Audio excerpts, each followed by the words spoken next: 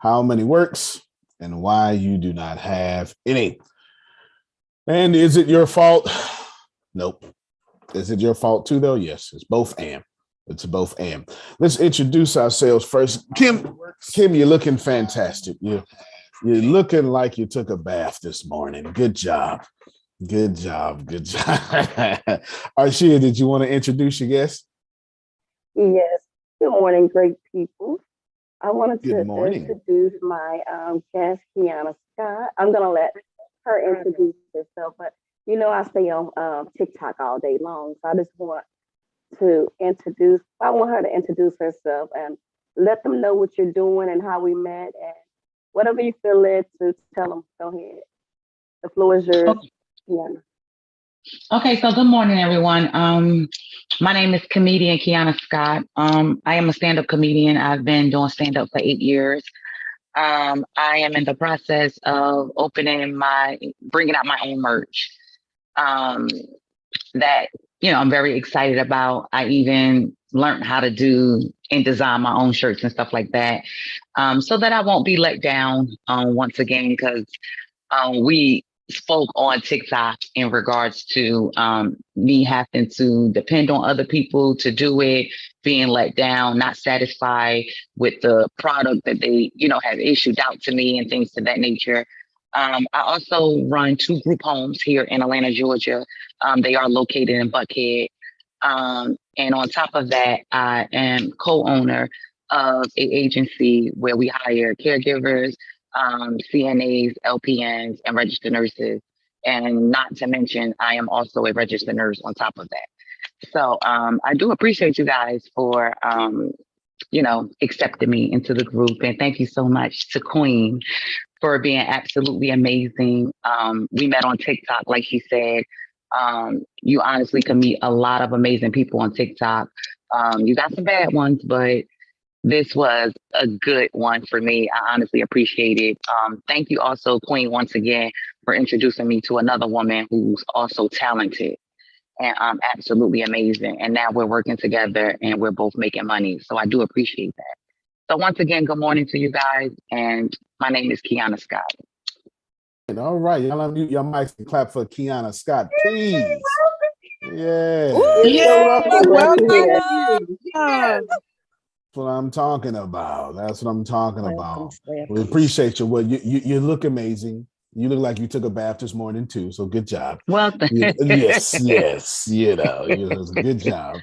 Good job as well. The stand-up comedian. I watch YouTube. My favorite comedians all day, from Fenarios to Big John. Doesn't matter. I watch them all day. So I love what you do, and I'm looking forward to seeing some of your stuff. You understand? Yes. And not the nursing stuff. I don't want to see a damn thing on that side. You understand? I will continue my Dr. Sebi and my weights. You can keep your nursing stuff over there. You understand? But the comedy stuff, I'm all for it. No, congratulations on the registered nurse too. And it is such an honor to meet you, Queen. We do appreciate you. Cool. Thank you so much. Thank you, Arshia. And Grace has told me that Tiffany, which I believe is Margie's guest, has come on as well. So Tiffany, if you want to speak, or Margie, if you want to say a few words first, that'll be up to you. Or you can say them afterwards since Tiffany unmuted her mic. Go ahead, Miss Tiffany, please. You got the floor. All right. Good morning, everyone. Good morning. Good morning. My name is Tiffany Speaks. And yes, Miss Margie, she told me about ATS, and it sounded like something that I wanted to hear more about because of my dealings with my community, with helping them with, I'm an independent filmmaker, so I help a lot of small business with commercials. I help a lot of small business with sizzles for social medias. Me and Margie met through community activities. So as I continue to run across these people that are in need of content creations and assistance with podcasts, I really can only do so much with them. And so when she talked about you guys, I have a podcast, and she was telling me, hey, they have a package that deals with podcasting. So I can help you get started with podcasting, but I cannot help you grow your audience. So that's where I was, my interest was piqued when she was telling me that you guys had that package. And then I started talking to Miss Grace, and then she gave me more information about the organization. And then it sounded like something I wanted to be a part of and see if I can definitely purchase a package and tell other people about what's going on. No doubt. That's why I'm here. No doubt. No, that's awesome. Come on, y'all unmute your mic and clap for that. We got plenty of things to say right there. Welcome. Yes, absolutely. Welcome. First off, yes, independent filmmaker is my favorite. That is, I have my own TV station or a bunch of stuff. So there you go. So I like that. You tugged at my heartstrings for sure. So I like that for sure. And podcasting. Well, first off, let's cover your Margie. Margie is golden people around here. You hear me? She is. Come on, y'all. Y'all make some noise for Margie. Oh, yeah. I love you, Margie. Yeah, Margie is amazing. Yeah, she is VIP people around here. So you might get some donuts and some steak later on today because you done came through from Margie. She's golden people, and our Shia is our queen to be. She done came through with like a record ball, stumping up stuff and making stuff work. No, we're very grateful for you. As far as the podcast goes, it's easy. It's easy, able to get it done. And to be honest with you, I don't know if y'all know this. If you're talking about growing podcasts, we don't even charge you on the front end. We charge you on the back end. So you're going to make right? Jerome gets it. You're going to make a ton of money on the back end. So we'll just take 30% of our ad revenue, which is quite fair. The way you do it is let's say Kim says, I want to grow my podcast. I say, all right, Kim, well, you need at least $750 if you want us to do you a bang up job. Do you have $750 in your budget? And Kim says, boy, I got to play way more than that. Don't play with me, something like that, you know what I'm saying? Or Kim says, well, money's a little funny. And well, not Kim. Kim won't say that. Kim's friend will say that, Kim balling too much to say that. And he says something like $350 or something like that. And all that money goes back to you putting ads for your podcast because I don't trust you to advertise. I trust me. Just to keep it real with you. I trust me. I don't trust you to advertise. So we do that and all that money goes back to you.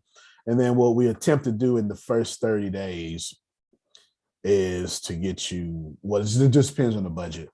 Let's say, so around here, me and Deanna can make $1 work like 10 when it comes to advertising. So $750 is actually $7,500 the way we advertise because, keywords, just a bunch of stuff, a bunch of nerd stuff, etc. And then so you wind up getting something like 4,000 new active listeners, 50,000 downloads, blah, blah, blah, blah, blah, blah, blah. Stuff like that, you know what I'm saying? Stuff like that, which immediately puts you in the top podcasting thing. And then you start getting paid for your podcast. Yeah, I like that. Anybody like getting paid for the podcast? So anyway, yes. I just wanted to say that. Trust me, podcast is my biggest platform. Reach about, God is good. God is good. Podcast is good. I get paid every day for podcasts, and right now I have one of them. I'll log in real quick and share it. I want to show you all so you can change your belief system. I want to show you so you can change your belief system. There we go. Log in. So right now, in 19 days or whatever, so this one podcast at $56,000, at least on this one little platform here. This is downloads. This has nothing to do with streaming. You know what I'm saying? This is downloads and streaming. But from all the data and what Apple tells me, it's already at 250,000 in 19 days. So it's just, that's a lot of money. I don't know if y'all, you get paid. Let me show you one more thing. Let me show you one of those things. And then I'm real slick with it. Tiffany Speaks. I'm real slick with it. I have my podcast size. I should be charging $19 a mid-roll. Well, I got crack prices. I'm from the hood. I'm not. Let me help y'all out real quick. If you new here, my name is Antonio T. Smith Jr. Let me help you out.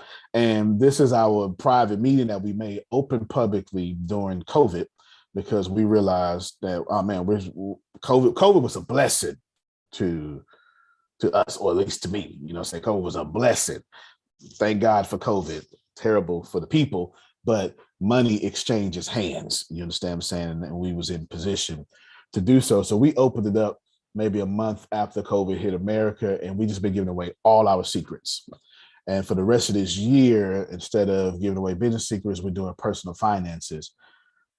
By the year means September 30th for me, when the fiscal year. We're doing personal finances because we want you all to be the actual blessed and highly favored, not the ceremonial blessed and highly favored, but we want your money to be not funny and things like that.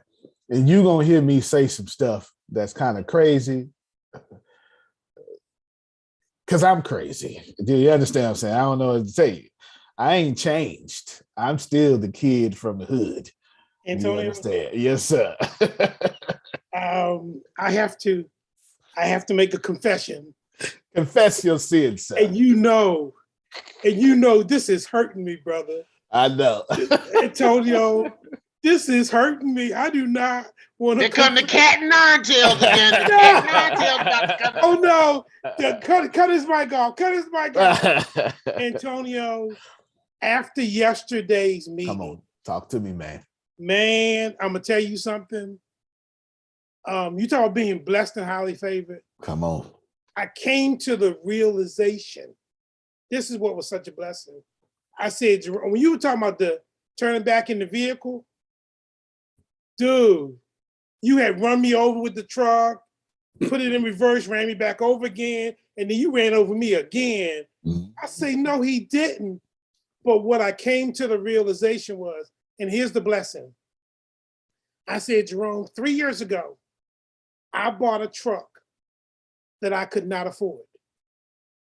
I'm still driving that truck today. Come on now. Guess what, Antonio? I can't afford it. Come on, man. Listen to me. But what you did to me yesterday, I said, Jerome, you need to come to the realization that if you need to get rid of that truck, talk to me, sir. You need to get rid of that truck. I may not have to get rid of it. What I realized yesterday was, prior to yesterday, I wasn't willing to get rid of it.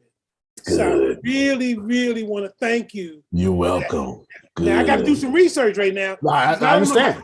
I don't know how close it is to the end of the payment. Right. And there may be a couple of ways that I can get some revenue to cover that and have that revenue pay me back right. in an interest-bearing thing. So I said, let me look at all the options. Right. But the bottom line is, I may have to go to the bank and say, where you want me to park it. Right. So you can, so you can breathe. Exactly. You understand? You pay this every, Antonio, my car note is bigger than my house note, and my house note is more than 6 figures. Come on, y'all. Y'all hear this? Come on, man. Y'all hear this? Y'all hear this? Come on, y'all unmute your mic and clap for Jerome. No. Come on. No. Yeah, major breakthrough. Major breakthrough. Yes. Major breakthrough. See, he only got to give it up. And I'll explain what I'll catch the rest of y'all in who wasn't here yesterday. But now he's got options. And at least he can get somebody to take over the card note. And that'd be just fine. You'd be, you keep your credit good and they taking over the card, they need a card, etc. But I'm going to jump right back to that. Tiffany, Queen Tiffany, I'm supposed to be charging $19 for mid-rolls. I charge $13. You know what I'm saying? So I got this big, attractive podcast with crack prices. So Google, and they know I can. We got everybody, TikTok, everybody you can think of advertising. There's advertising, through our little sales. You understand what I'm saying? So you don't always have to charge for a price. And let me just say this before we get into the finances. The amateurs focus on money on the front end. The wealthy focus on money on the back end. You understand? Okay. Anyway, you gotta mute your mics and clap. Wait a minute. You gotta say that one more time. You just threw that out there like hit me one more time. For the slow people like me. Fair enough. Fair enough. Amateurs focus on money on the front end. The wealthy focus on money on the back end, and that's a fact. That's all right now. All right now. Yeah, you know. Now, can I say this in this space? Can I say you know how it is around here? Okay. So it just hit me, and I just wanted to say it. Here is where you come, because Antonio T. Smith Jr. has opened up his business to the people that don't have no business in his business. But he made it available for people to know the business so that they could take care of their business. So that when they really realize what their business is, then they can tend to their business so that their business will be a part of the business. I just wanted to say that. Well, I sure appreciate you. I thank you so much. You was like young Jeezy. Come on. You like young Jeezy dropping that. You just dropped some bars. Yeah, look, somebody just messaged me. You're the reason why me and the wife downsized our house. Somebody just messaged that. We will come to it in a second, but we want to finish loving on our Queen Tiffany. Thank you so much. She, from what I understand, Margie, she's one hell of a businesswoman and helping you. And then she's got like 15 businesses, just like Kiana got 15 businesses. They both running around here getting all that money. So I'm very, very happy to know both of them and et cetera. Can we unmute our mic, please, and clap for Queen Tiffany, please, if y'all don't mind. Yes. All right, Tiffany. Oh, glad to have you, Tiffany. Right. Welcome. Yes, welcome, baby. Welcome. There's a bunch of positive people around here, and they love clapping for other people too. Let me tell you, ain't nobody around here not blessed because they not celebrating others. Everybody around here got blessings they don't deserve because they keep cheering for other people. You hear me? Anyway, I don't. Only my 55 and up understand what I just said right there. That's right. We're doing personal finances. Now, this is slated. So for those of you new here, this is for 8 to 9, and then we have a class right after it from 9 to 11. But I'm just going to combine them all. So we're going to be here for 3 hours doing personal finances. I'm not telling you got to stay the whole time, nor am I telling you that we running over time. It's 2 classes back to back, but instead of logging out and coming back in, we're going to work on your personal finances for the next 2 hours and 42 minutes. It's up to you.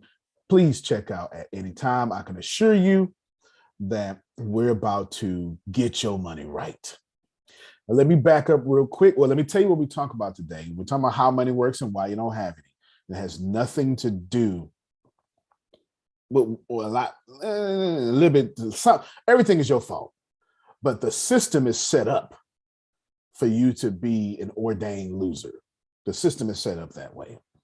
We're not even talking about spending money, but you can go on my YouTube page and you see classes 1 through 6 or whatever. We're talking 7, how money works and why you don't have any. But let's go back to Jerome and the people who downsize and everything that we're talking about here. I showed yesterday how I was driving the 350Z. You understand, 2008. 350Z conversation stopper. You understand, Frida.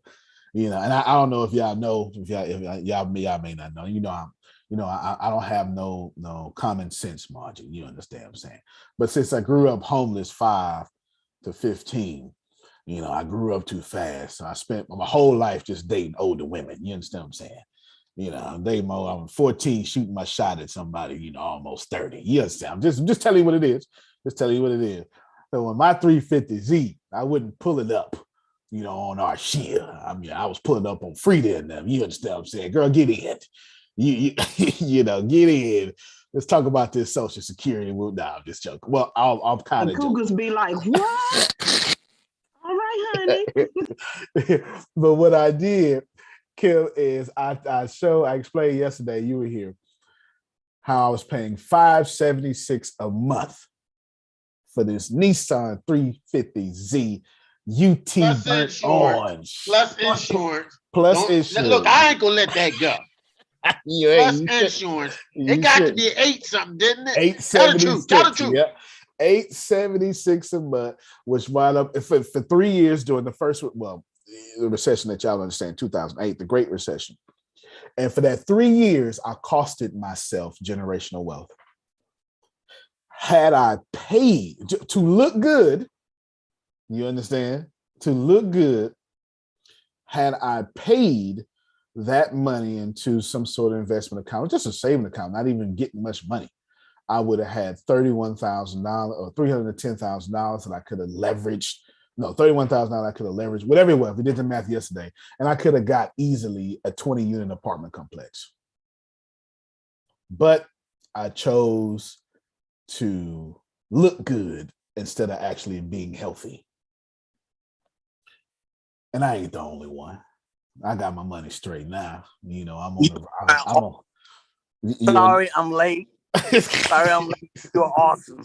Been there. Wasn't a card, yes, but mine's were clothes. Oh, yeah. Oh, yeah. You come from the church life. Yeah, you come from the church life. You had to look good. The Stacey Adams suit. Everything had to be just right. You know what I'm saying? Going in. And then knowing that the girls were there, I got somebody to, somebody's number. Yeah, oh, yeah. Oh, you understand. No, you completely understand. So what I explained there for everybody was yesterday, I spent my whole 20s. I retired at 29. I haven't had a job since I was 29. I gave up my whole 20s to make $100,000 a year and drive that 350Z and blah, blah, blah, blah, blah. But since I made that 3-year mistake margin, I had to give up my whole 30s too. See, that 3 years of monkey shining is what my grandmother called it, you know what I'm saying? The 3 years of monkey shining cost me another decade. And then I told everybody, now I gave up my 20s and my 30s, and I'm living very well at 40. I'm 40 now, very well. My kids are extremely blessed. I gave up one decade intentionally and ignorantly had to give up another decade. And then I told everybody over 50, you shouldn't have to give up your 60s and your 70s to finally live your life in your 80s. And Jerome clearly heard that and said, you know what, let me go ahead and make some phone calls. Didn't I say I bought this car 3 years ago? Didn't I say that? We had the same story. 3 times 800. Come on, do the math. Y'all allowed to make one mistake. And Anthony, we ain't included the insurance yet, okay? Yeah. Jerome, I don't know what I'm going to do with you. Y'all the same person. I'm going to have to sign a personal trainer to his bank account. I know, right? Yeah, look, he don't mind. He don't mind. Look, Jerome, like me, forget pride. I'm trying to win. You understand? So what we're going to do is I'm going to play a little funny video. It's not funny, but it's a cartoon video. I do this for my kids. Let me tell you where I'm at for 2 minutes because I want to frame your thinking for the rest of this training. Right now, I have my kids are set up. I have 3 beautiful kids. They only do kid things. They're fantastic. 13, 10, and 4. They're fantastic. They're fantastic. They do not act like I did at 13, 10, or 4. And I'm grateful for it. Karma has not pursued me in that category. I'm grateful. It has not pursued me. And they're all computer programmers and they all build video games. They've all already have built 2D video games on cell phones. You can Google my name on Apple, search my name on Apple. You'll see some video games over there. And now they're building, they're doing virtual reality and gaming, video game developer. Both of these have medium salaries of $180,000 a year, should they ever want to go get a job. My goal now, since my oldest is 13, and they all act just like their daddy, just different, especially the little girl. God bless me. God bless me. The 4-year-old is the girl. She's the girl, Margie, and she run the whole house. Anyway, she's a knucklehead. And they all act like me for sure. And my goal is, since my son is 13, I want him to have 5 years on the job training of developing artificial intelligence, engineering, robotics, like the androids, not Android phone, would you like me to throw your beer away, Android, that one, the one that's going to ruin the world, and iRobot, that right there. and video gaming because I got 5 years left to make sure when he's 18, he's got but he's had more than that. He's going to have a 10-year head start. Yeah, you understand what I'm saying? So when he's 18, he got 10 years on job training with apps and stuff out there, which gives me a strategic advantage because that makes the 10-year-old have 15 years and that makes the 40-year-old have almost 14 years. And my 4-year-old can't read. In the same way I did with my 10-year-old, my 10-year-old learned how to read through programming and mathematics. It's there. It ain't no sense in me. I could teach you reading, or I could throw you in here. You got to learn. Great philosopher Sean Carter says, "Put me anywhere on God's green earth, I'll triple my worth." I ain't got the right crowd for that. Don't worry about it. I'm sorry. Anyway, just want you to know that how money works, I understand it. I'm protecting my kids from it. I didn't have these opportunities. And my kids are going to have the opportunity not to go to another man and beg for a job. They're in position right now to create unearned income instead of being someone else's unearned income. So to frame your thinking for the next 2.5 hours, that's the thinking I want you to have. Whether you got kids or not, I want you to follow this energy right here. I will not be someone else's unearned income unintentionally. That's it. In fact, write both of these down for me because Grace's not here to take note. Y'all write both of these down word for word. I will not be someone else's unearned income unintentionally. That's number one. And then I want you, well, I'm going to give you time. I will not be someone else's unearned income unintentionally. And then I want you to say, secondly, I will have no debt that other people are not paying. See, debt is good. And I know y'all been taught debt is bad. That's why you're in the middle class. Donald Trump owed $1 billion and still has access to multiple $1 billion. Let's push that further. Netflix has never recorded a profit in its existence. Netflix uses tax laws and etc. They're not going to believe me. They're not going to believe me. Netflix owes $25 billion in debt. What you got? See, sometimes what you got to do, y'all, is sometimes you got to use. Somebody said, "Can you say it again?" Yeah, I sure can. I sure can. I will have no debt that other people are not paying. Debt is good. Debt is God. And if you don't believe it, if you're in debt, you spend more time worshiping your employer to pay your bills than you do your God on Sunday morning. Ooh, it's Thursday. It's Okay. Thursday. I'm just telling you what it is. You spend 3 hours a week giving worship, but you spend 43 hours a week making money. Now, come on, I know I'm young, but I am well off. You understand what I'm saying? And I need y'all to catch that. And I need you to catch that. And all this seriousness, right? You catch that. That's something serious. That's something very serious. Now, I'm going to say something else. Oh, okay, got it. I want you to frame your thinking that I will not be unearned income. And let me tell you why. Because what you got to do sometimes, Frida, is you got to just Google to let other people show stuff. So here's an article from 2021. Netflix will no longer borrow in this run of debt. All right, then. Good, Netflix. Good job. The company will still have 10 billion to 15 billion in debt.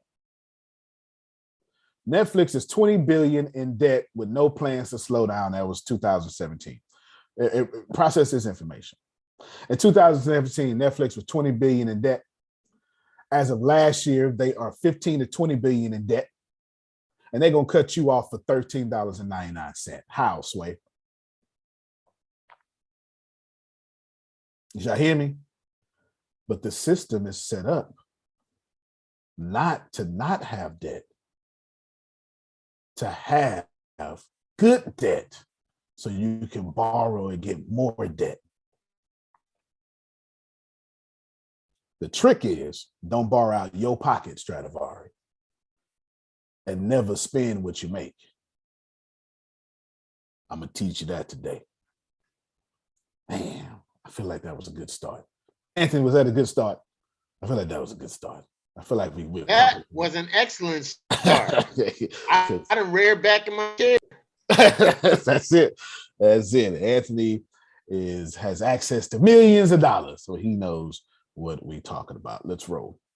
Pay attention to this. I'm not gonna play the whole thing, but just you got it. Look, I mean, it's gonna be okay. Everything's gonna be okay. What now? Now, with Pa with all this money, we might as well party.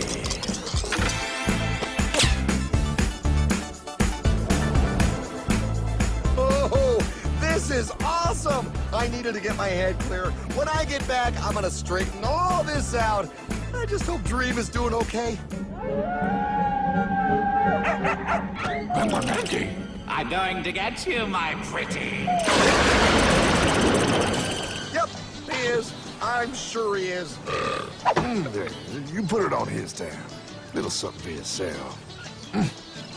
Wait. You know, wait a second, Hartman. I just thought of something. If I got this money from the bank, and the bank got it from the Federal Reserve dump trucks, go on. Then where does the Federal Reserve get their money? Real nice time, ladies. Real nice. Now, excuse me while I borrow these. Say, Hartman, why am I wearing a burglar bikini top? Because no one is allowed inside the Fed. Not you, not me, no American citizen, no duly elected member of our Congress, not the Supreme Court. Not the Supreme Court? Not the Supreme Court, not the Justice Department, not the CIA, DIA, FBI, ATF, ATE, NBC, not even G-O-D. Well, how come the government isn't allowed inside its own building? Government? Pa, the Fed is a private bank owned by private stockholders. Do not let the name Federal fool you. This place is about as federal as Federal Express. A private bank? But private? Shh. Best to keep your voice down, Pa. This is Ethan, Federal Reserve. Hey, Eth, Bill here, First National. Hi there, Bill. How are you? Good, good. We're running a little low on money. No problem. How much you need? Oh, how does 20 million sound? What? Excellent. We'll ship it over first thing tomorrow. Wait, he can just call up the Fed and ask for more money and they give him whatever they want? No, pal. The Fed don't give the banks money. The Fed loans the banks money. The banks have to pay it back with interest. Now, come on, time to go. Wait. I still don't understand. Where does the Fed get their money? I mean, if they're a private bank. You said they're a private bank, right? Okay, so who puts money into the Fed bank? This is Mel, United States Mint. Hi, ML. First National needs another 20 millis. We're already running the presses full steam here, Ethan. Gotta keep making loans. Gotta keep the money flowing. All right, you're the Fed. Whatever you guys say. 20 million more by morning. But I don't get it. What's so wrong about the Fed printing money? Because it's unconstitutional, pal. Our Treasury is supposed to create our money, but now the Fed controls the printing of America's money. Nobody gets a friggin' dollar that the Fed didn't print. So? They print the money, then they loan it to the government, then they charge the government interest, then the government taxes you to pay for it. Wake up, pal! God, I don't see what the big deal is. You know, you're right, pal. Wait a minute. Wait, I am? Yeah. I forget how effective they are at keeping you ignorant. Well, that's okay. Hey, I'm not ignorant. Do you even know what money is, pal?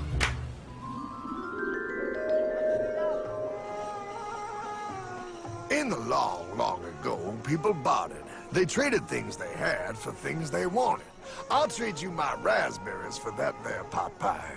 I don't want your berries. Come on, Wow, those sweet berries. They're not sweet, they're old, and I don't like berries. Give me that pot pie! No! As you can see, this modern situation created some problems. Then one day, a goldsmith walked up and said, Now, everybody thinks gold is valuable, so why doesn't everybody trade gold for things they need? A price was set for gold, and now it was very easy to conduct commerce because people could trade gold for all the things they needed. Hartman! Wow, look at all my gold! Hey, stop them! That's my gold! Damn thieves! Say there, Pyle. I've got a vault and some guards. I can keep your gold safe for you for a small fee. Yeah, sure, that'd be awesome. You see, Pyle, this is how the first bank made money. There you go, Pyle. I owe you 100 gold coins. Okay, great. Come back anytime and redeem your gold when you want it. It'll be right here in my vault. Now you're holding the very first paper money, Pyle. Wow, this is great. It all makes sense. Oh, that's right. It was good, and everybody started using IOUs because everybody knew the IOU was as good as gold. Wow, this candy is really a good price. 1 IOU. I'm getting some more for later. Hey, wait a minute. It was just 1 IOU. 10 IOUs for chocolate? You can't just raise prices like that. Oh, the Candyman can. Oh, the Candyman can. Wait, that is just frickin' wrong. It's called inflation, Pyle. It makes your IOUs worth less and less until they are worth nothing. Less bang for the buck. Dollar ain't what it used to be. But I worked hard and I baked all those pot pies. Now I have to work harder to make less? That's not fair. Oh, if you think that's not fair, you're gonna love the next part. What's he doing? How do banks make money, Pyle? By making more loans? Oh, that's right. He's good. See, he prints more IOUs without any more gold, loans them out for interest, makes a pretty penny, and nobody is the wiser. Unless everybody wanted their gold back at the same time. No. That's my gold.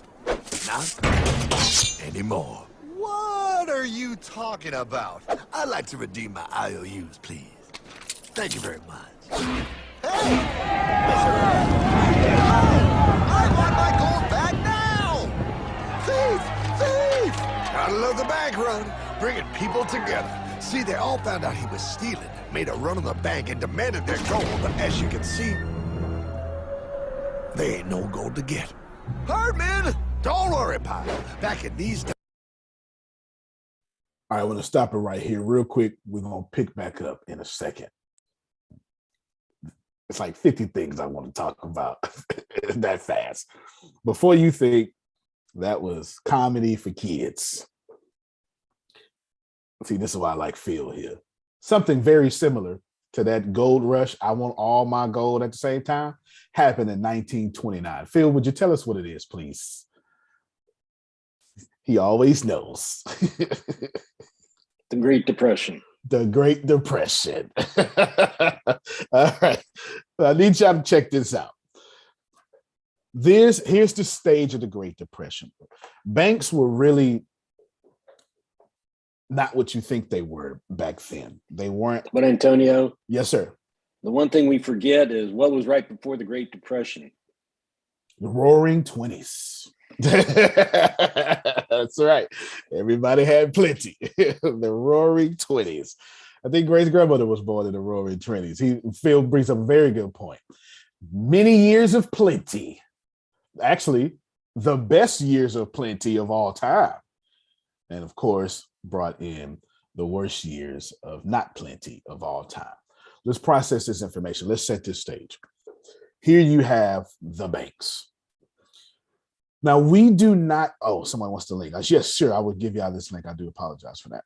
We do not have a Federal Reserve until 1913. Therefore, a bank doesn't really have the role it has into society today back then. When the Federal Reserve came, that kind of helped usher money drop, but it helped usher in the Roaring 20s and a lot of other circumstances. There's plenty other circumstances that helped that. And here's what happened. More loans were loaned out, Jerome. And it's so many historic, somebody was writing a movie set of incidents that happened. You got the Dust Bowls, the whole dust hurricanes that swept through the Midwest. That has a major part of it, a major part. But the biggest part possible, and it happened again in 2008, but the biggest part possible that happened, the banks owned way too many houses, way too many businesses, way too many companies. And while that doesn't sound like it makes sense, the bank is not in real estate. For them to have houses and to pay taxes is antithetical of their business model. For the bank to have your company and not make money off it is antithetical. The way the banks make money is to give out money. Interest is the name of the game. Or, as the theme of today's call, Margie, unearned income is the name of the game. Does the bank earn money when you pay back interest? No. No. And now after we have a Federal Reserve, does the bank even earn the money they get? No. No. It is leveraged. Their debt is leveraged to you. You become the leverage that then has to come back to the bank. Let me say it. I had y'all write down some sentences. Here we go, Kim. We're just straight strategic. Here we go. I will have no debt that other people will not pay, says the bank. Ah, there you go. Like a kick in the chest, ain't it? And they sit there and they smile as if they're helping you. And you even want that job. The bank teller, it's a good job. But the truth is, one of the biggest factors of the Great Depression is the banks held so much property. And people got really scared. And they had their money in the stock market. And everybody on Black Tuesdays, this really happened. This really happened. Wanted their money at the same time. Sell, give me my money back.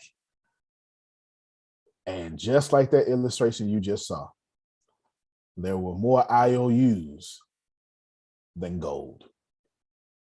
So how do we respond to the Great Depression? A lot of things happen. But for this conversation, 3 major things happen since the Great Depression that we continue to do to this day. In order of occurrence, not precedence. In order of occurrence, we need to put people to work.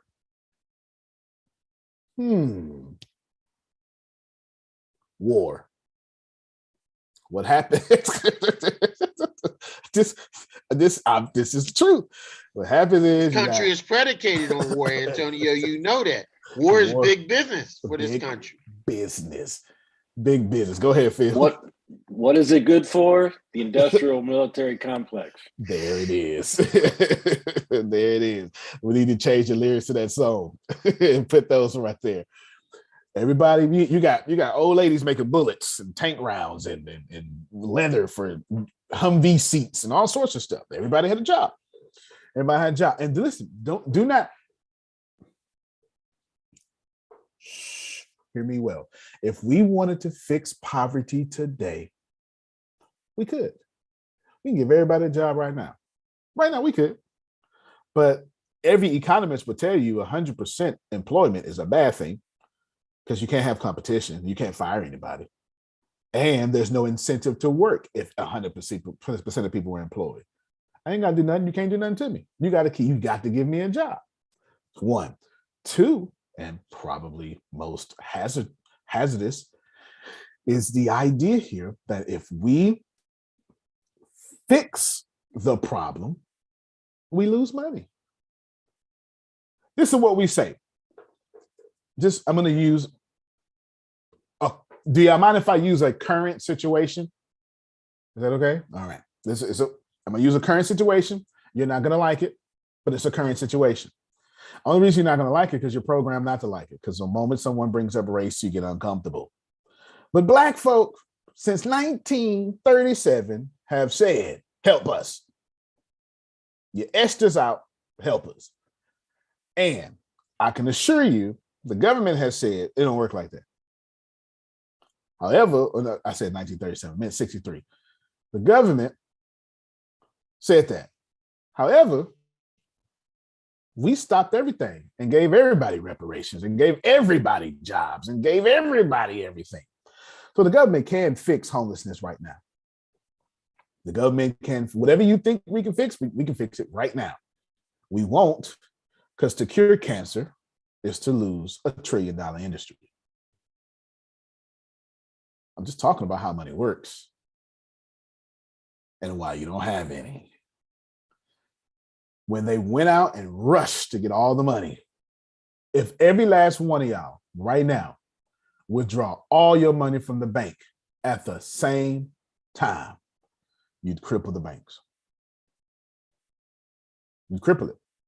If every single person in a capitalistic society decided we won't pay anything anymore, would never pay taxes or whatever, it doesn't matter.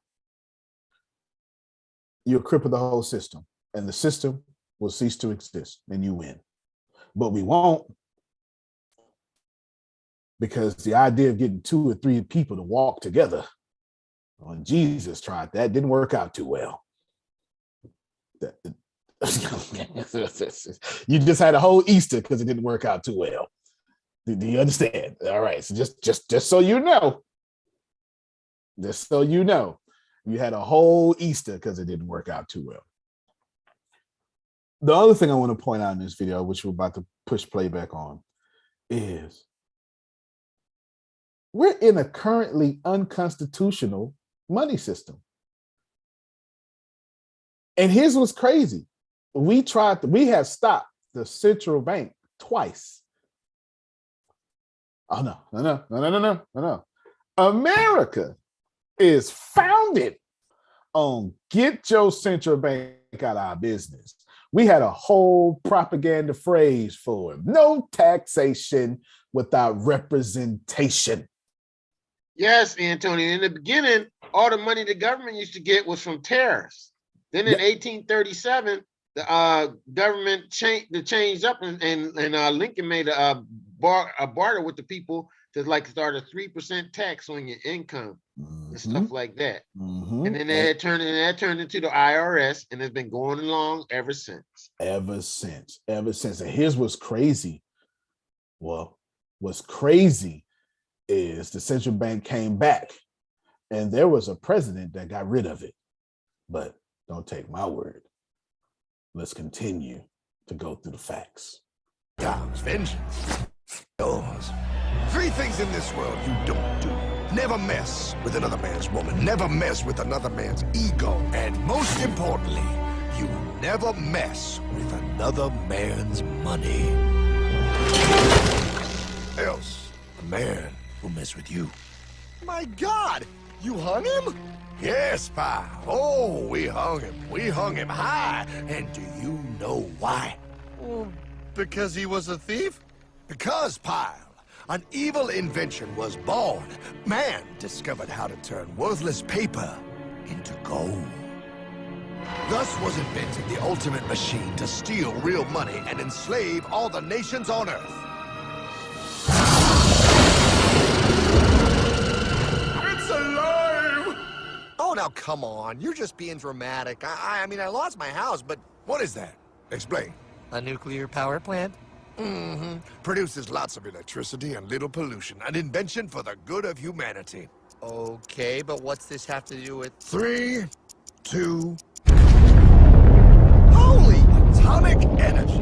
A discovery more powerful than anything man had yet conceived. It can be used for good or evil. Now, unlike Einstein, the goldsmith's discovery has been kept a closely guarded secret. It was never intended for you to see. This discovery is called... All right, this is fractional reserve banking, which I was talking about yesterday. And I introduced yesterday. Do not not pay attention to this. This is exactly what's happening now under this fiat system, and why. So the name of this we're talking about is how money works. But that second part is why you don't have any is explained right here. Fractional reserve banking. In the wrong hands, it's more powerful than the nuclear bomb in its ability to completely and utterly destroy a nation who is subjected to its perversion. No, no, no, no, no, no. It is time we stop this evil secret and the men behind it. You're being ridiculous. Before America is destroyed forever. Believe it, Pop. No, no, no, no, no. I just want my dog back. Damn it. That's it. I give up. Let them live in chains. No, Hardman. All right, I want you to pay attention to this part, and that's probably where I'll stop the video at. Let's hold on, everybody listen real quick. Let me stop this real quick. Lean in real quick. Man, you ever heard of The Alchemist? It's a great book by Paulo Coelho. My words are messing up on me right now. But anyway, great book. But have you ever heard of alchemy? To turn some inanimate rock into gold. Well, they figured out alchemy. We turned this napkin into gold. Instead of trading gold, we turned paper into gold and have not stopped it since, except for once we pulled gold from it, we turn paper into gold and just keep lying and keep telling y'all it's gold. It's not gold. It's not gold at all, not anymore. Pay attention to this. It's gonna piss Anthony off for sure. The tree of liberty must be refreshed from time to time. Hold on, let me take it back just a little bit. No, no, no, no, I just want my dog back. Damn it, that's it, I give up. Let them live in chains. No, Hardman. The tree of liberty must be refreshed from time to time with the blood of patriots and tyrants. Thomas Jefferson? Mr. President, how do I get him to understand? As we did, son, remain vigilant. Too many have hidden the truth, and the light of our liberty dims with every passing day. Quickly, take my horse. Show him. Wait, show me what? Where are we going? Pay very close attention. On the hoary wind. Oh, where are we? Battle of Waterloo. Hold on, we gotta get through. A money machine. There it is. Hey, is that the same people? Rich banker men from Germany flying under the banner of the Red Shield. They finance both sides of the war. We must hurry. That's him. All right, I'm gonna stop right quick because I'm gonna stop the video right after this. Anthony just brought this up. This happened.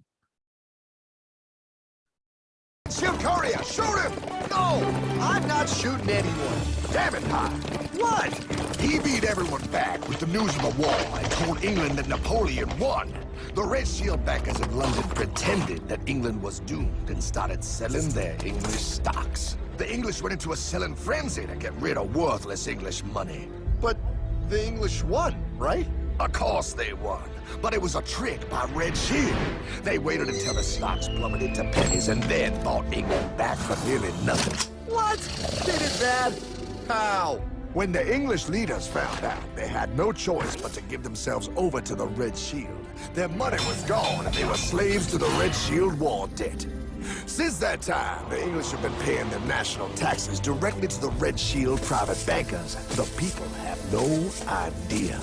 But the bankers bragged about what they did to us, laughing at us all the way to the bank. Why, it's the best business I've ever done. If I can control a nation's wealth, I care not who makes its laws. Oh, is this what Jefferson wanted to show me? No, Look. They're in America, too? Red Shield banks are here, Pa. Seeking a way to conquer our American dream. The dream you have, Pa.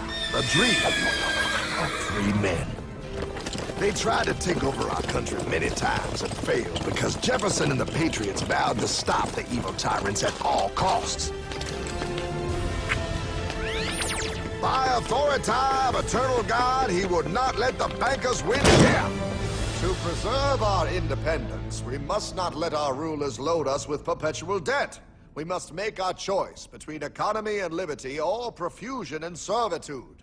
Wow. I place economy among the first and most important of Republican virtues, and public debt is the greatest of the dangers to be feared.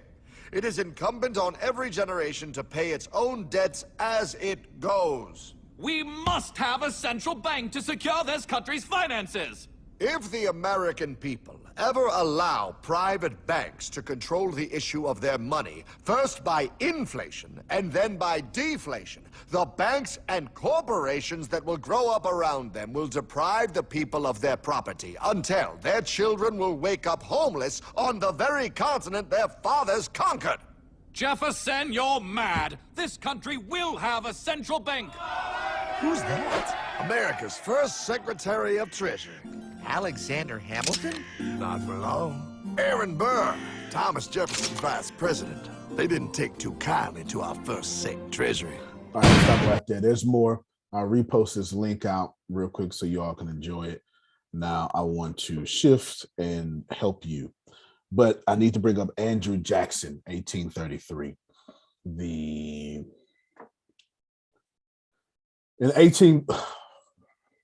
Hold on. Let's go to history.com or something so you don't get mad at me. I'm going to say history.com is a reputable site. Hopefully you believe in history. Andrew Jackson shuts down the second bank of the U.S., the central bank. I'll sum all this up to you entertainingly. Jackson, they tried to institute the central bank again in 1833 and lost because President Andrew Jackson did an executive order shutting it down. He didn't come out unscathed, there's no doubt about it. And finally in 1836, it's called the Bank War. Let's look it up. The Bank War.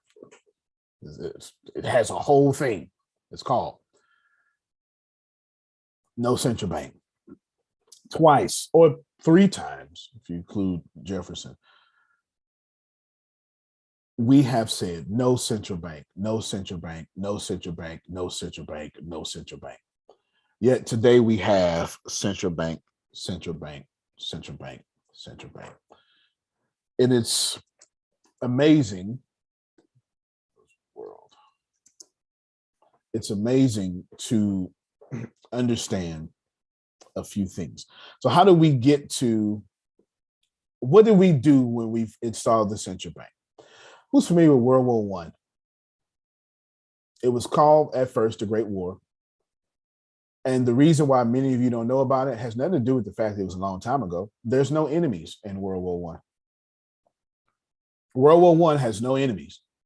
There's no good guys or bad guys. There was three things that happened. Two, the third one I'm gonna sneak in on you like a Trojan horse. We had grown so scientifically capable, we just kept building things to kill people, and we wanted to test it. Every country or world power at the time had a treaty with somebody.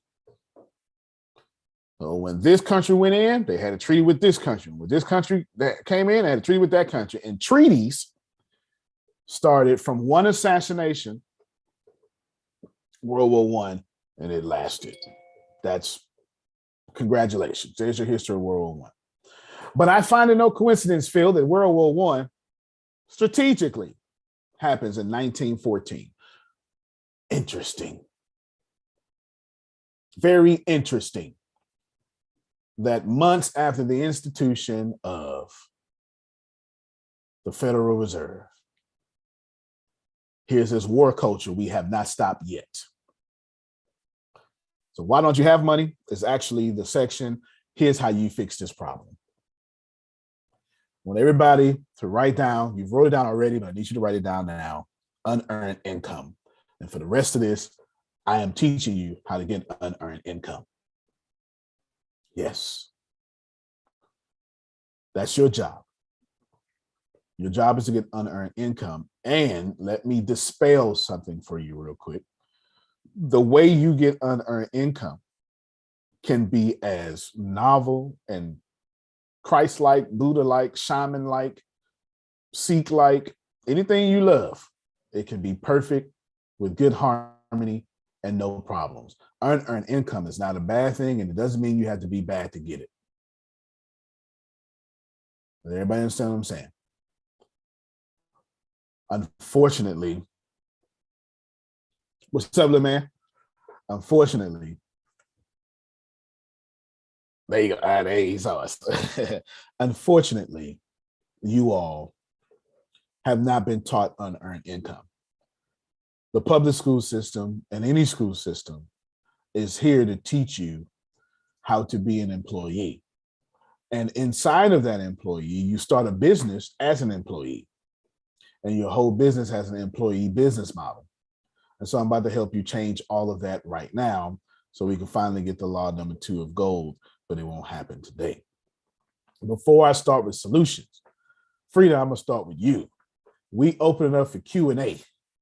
Y'all need to ask me every single question you got, and I will weave in all the solutions and the little script I got in my head. Come on, Frida, let's go.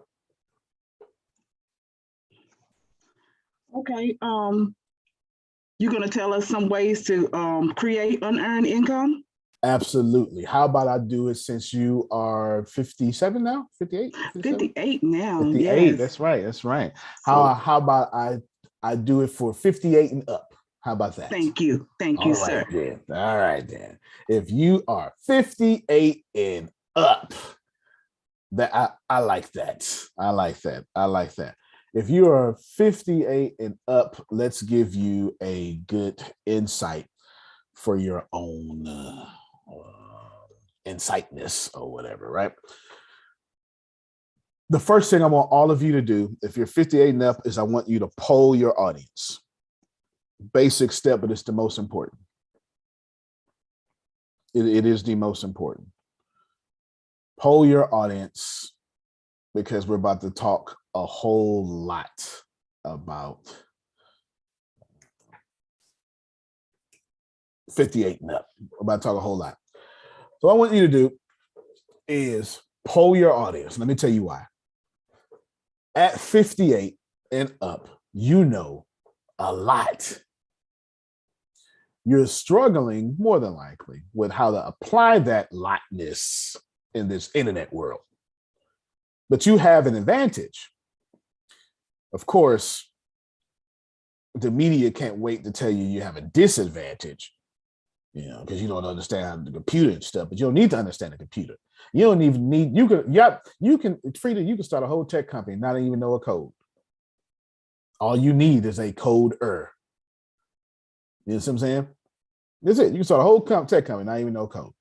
At 58 years, I want you to poll your audience. Whatever you're passionate about, Jerome, I have no idea what it is, but I guarantee you, watch this, fixing your finances after 60.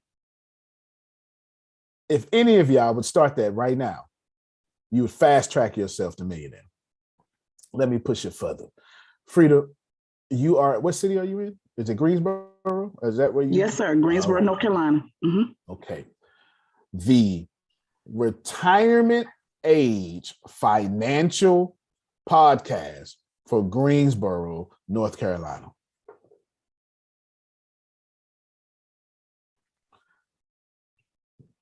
Watch this here. Retirement age financial podcast. You can wordsmith it later. You know what I'm saying? This is finances for people in retirement age in Greensboro, North Carolina, and surrounding areas. And the only people who can get on here are people who are older, who have their finances together, and successful people. And Frida now becomes the conduit, the agent, the middleman, the go-between, the liaison for the successful seniors in Greensboro and county areas, surrounding areas. She controls that podcast, which is now the vehicle.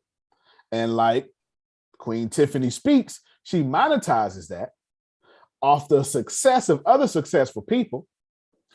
And her main audience is 60 and up, or people who take care of their 60 and up mother or father.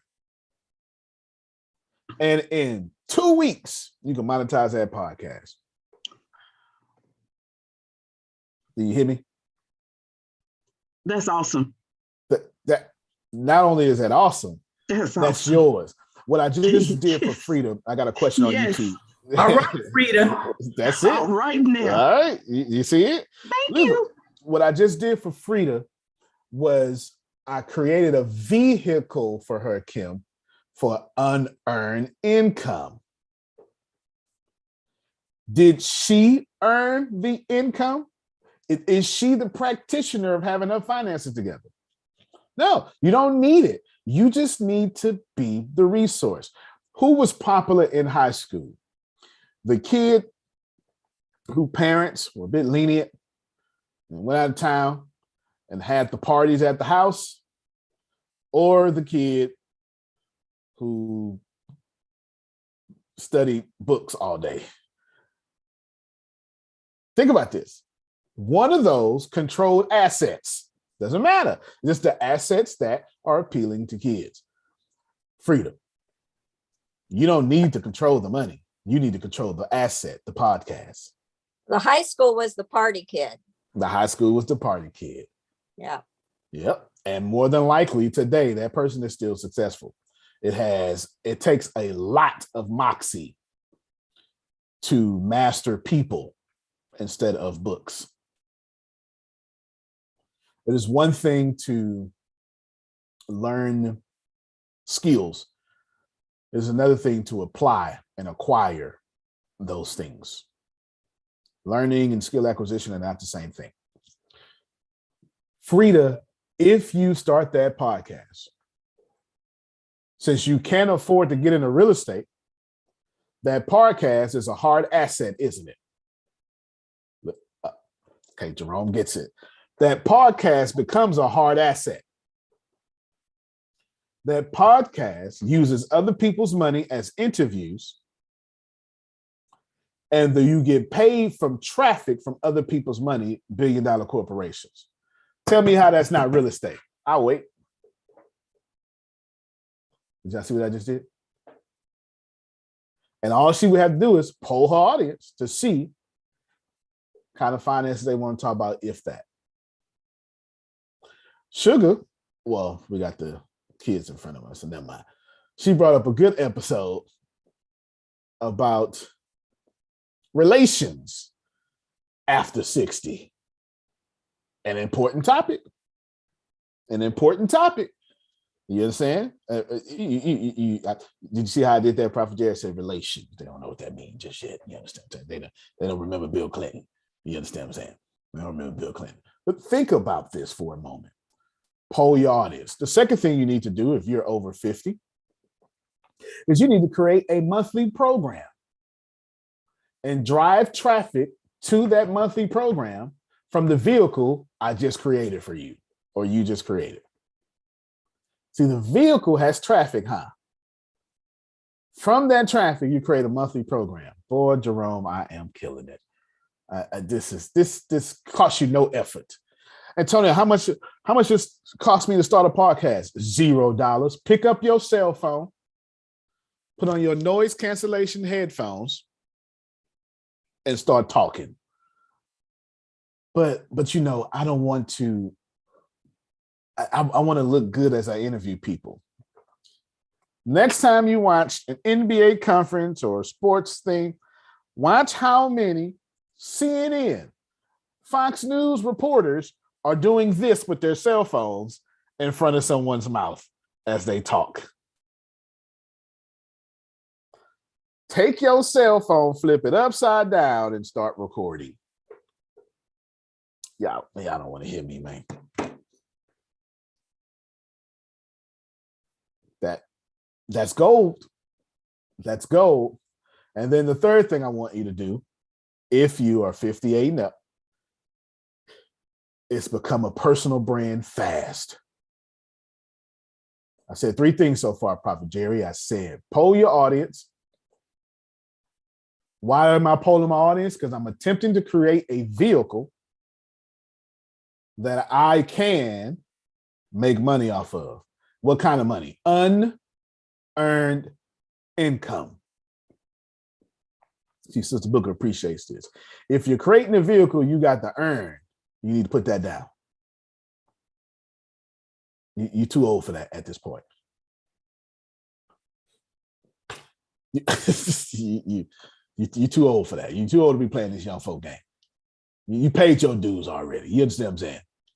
You 60 now. You let them young folk get out there and earn that stuff. You just control the asset from now on. Do you understand what I'm saying? Control the asset. There's the vehicle. In this case, it's Frida's podcast. Then what you're going to do is you're going to create a bunch of traffic from that podcast. And what you do after that, you're going to then create a monthly program in that podcast. What are you doing? You're getting paid from traffic. And then paid from traffic becomes a form of predictable revenue. But then you're going to create monthly products, a monthly program to create real predictable revenue.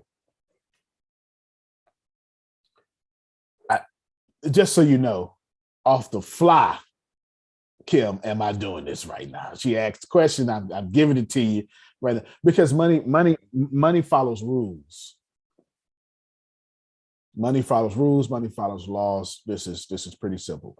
Now, I'm not saying it's simple as in you don't get it. I'm just saying laws are simple, and once you understand them, they are obedient. They are very obedient. Okay. All right. We need to pray for Sugar's niece. She just put out there that she's 20 weeks. I'm assuming that's pregnancy and bleeding. So we want to make sure that her niece is well. In fact, let me do that right now. Real talk. God, we come to you right now in the health of the niece and the baby and the family. May traffic be well. And may it be something minor. We keep her blood pressure as low as possible.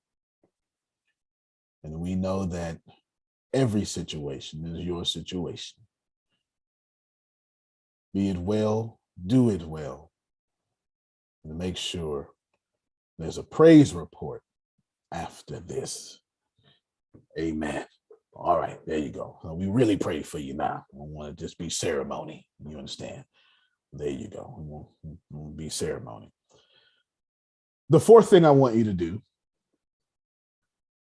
is I want you to develop 5 products outside that monthly product. Those products need to stair step into more expensive things.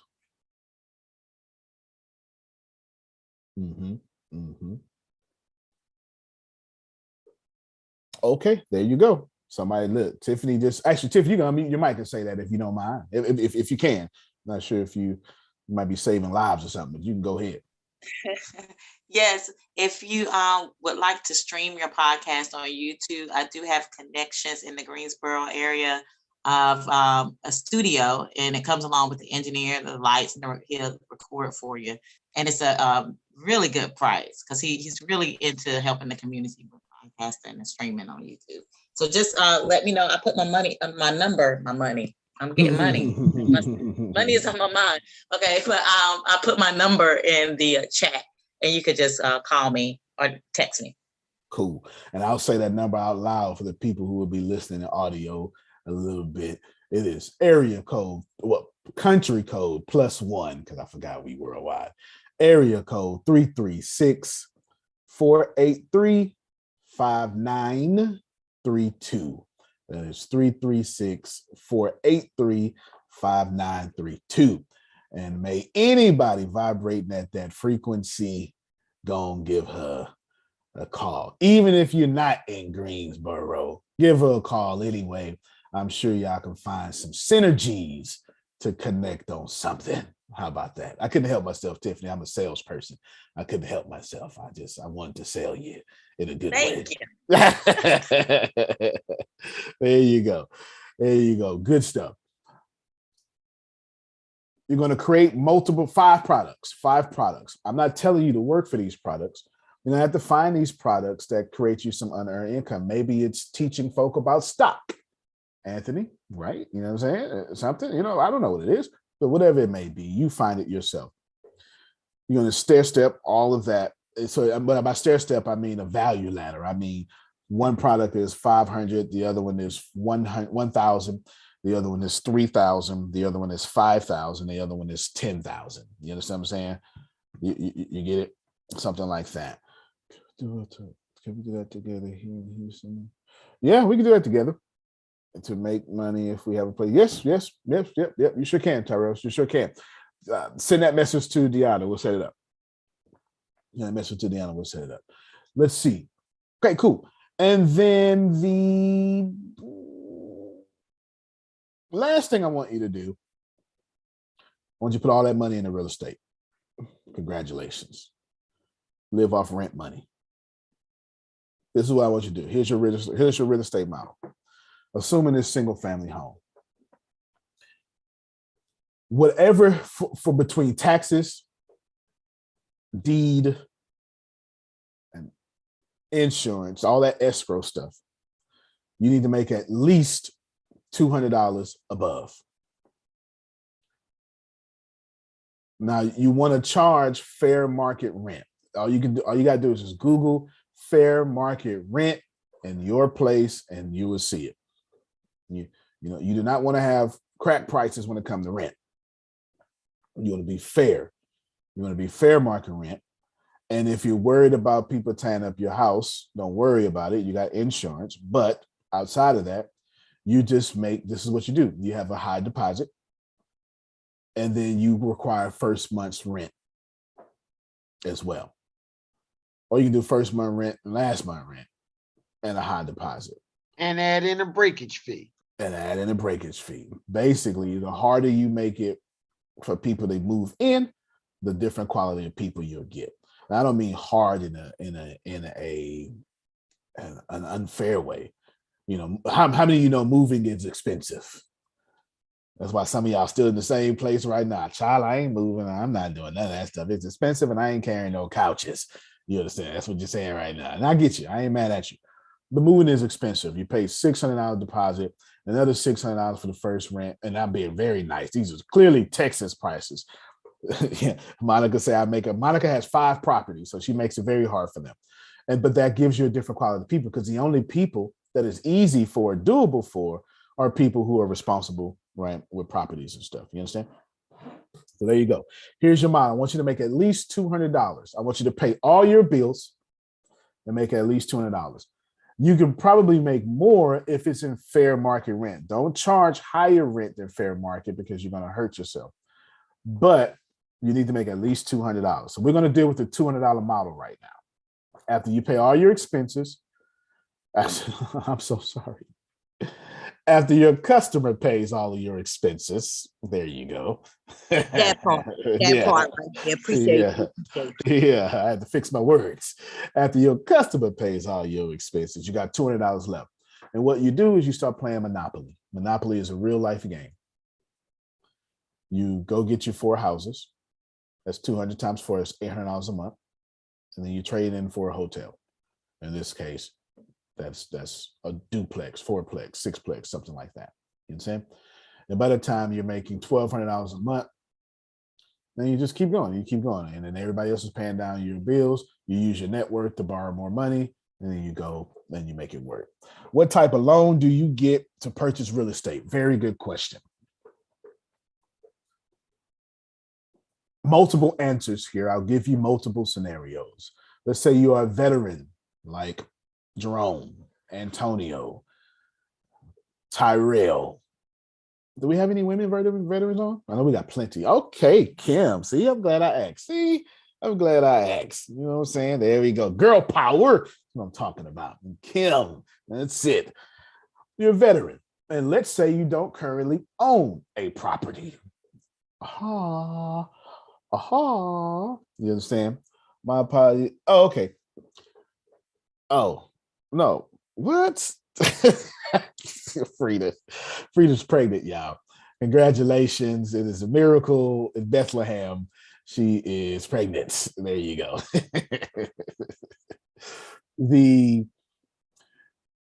If you are a first-time home buyer, you can get a home loan for not 20% down.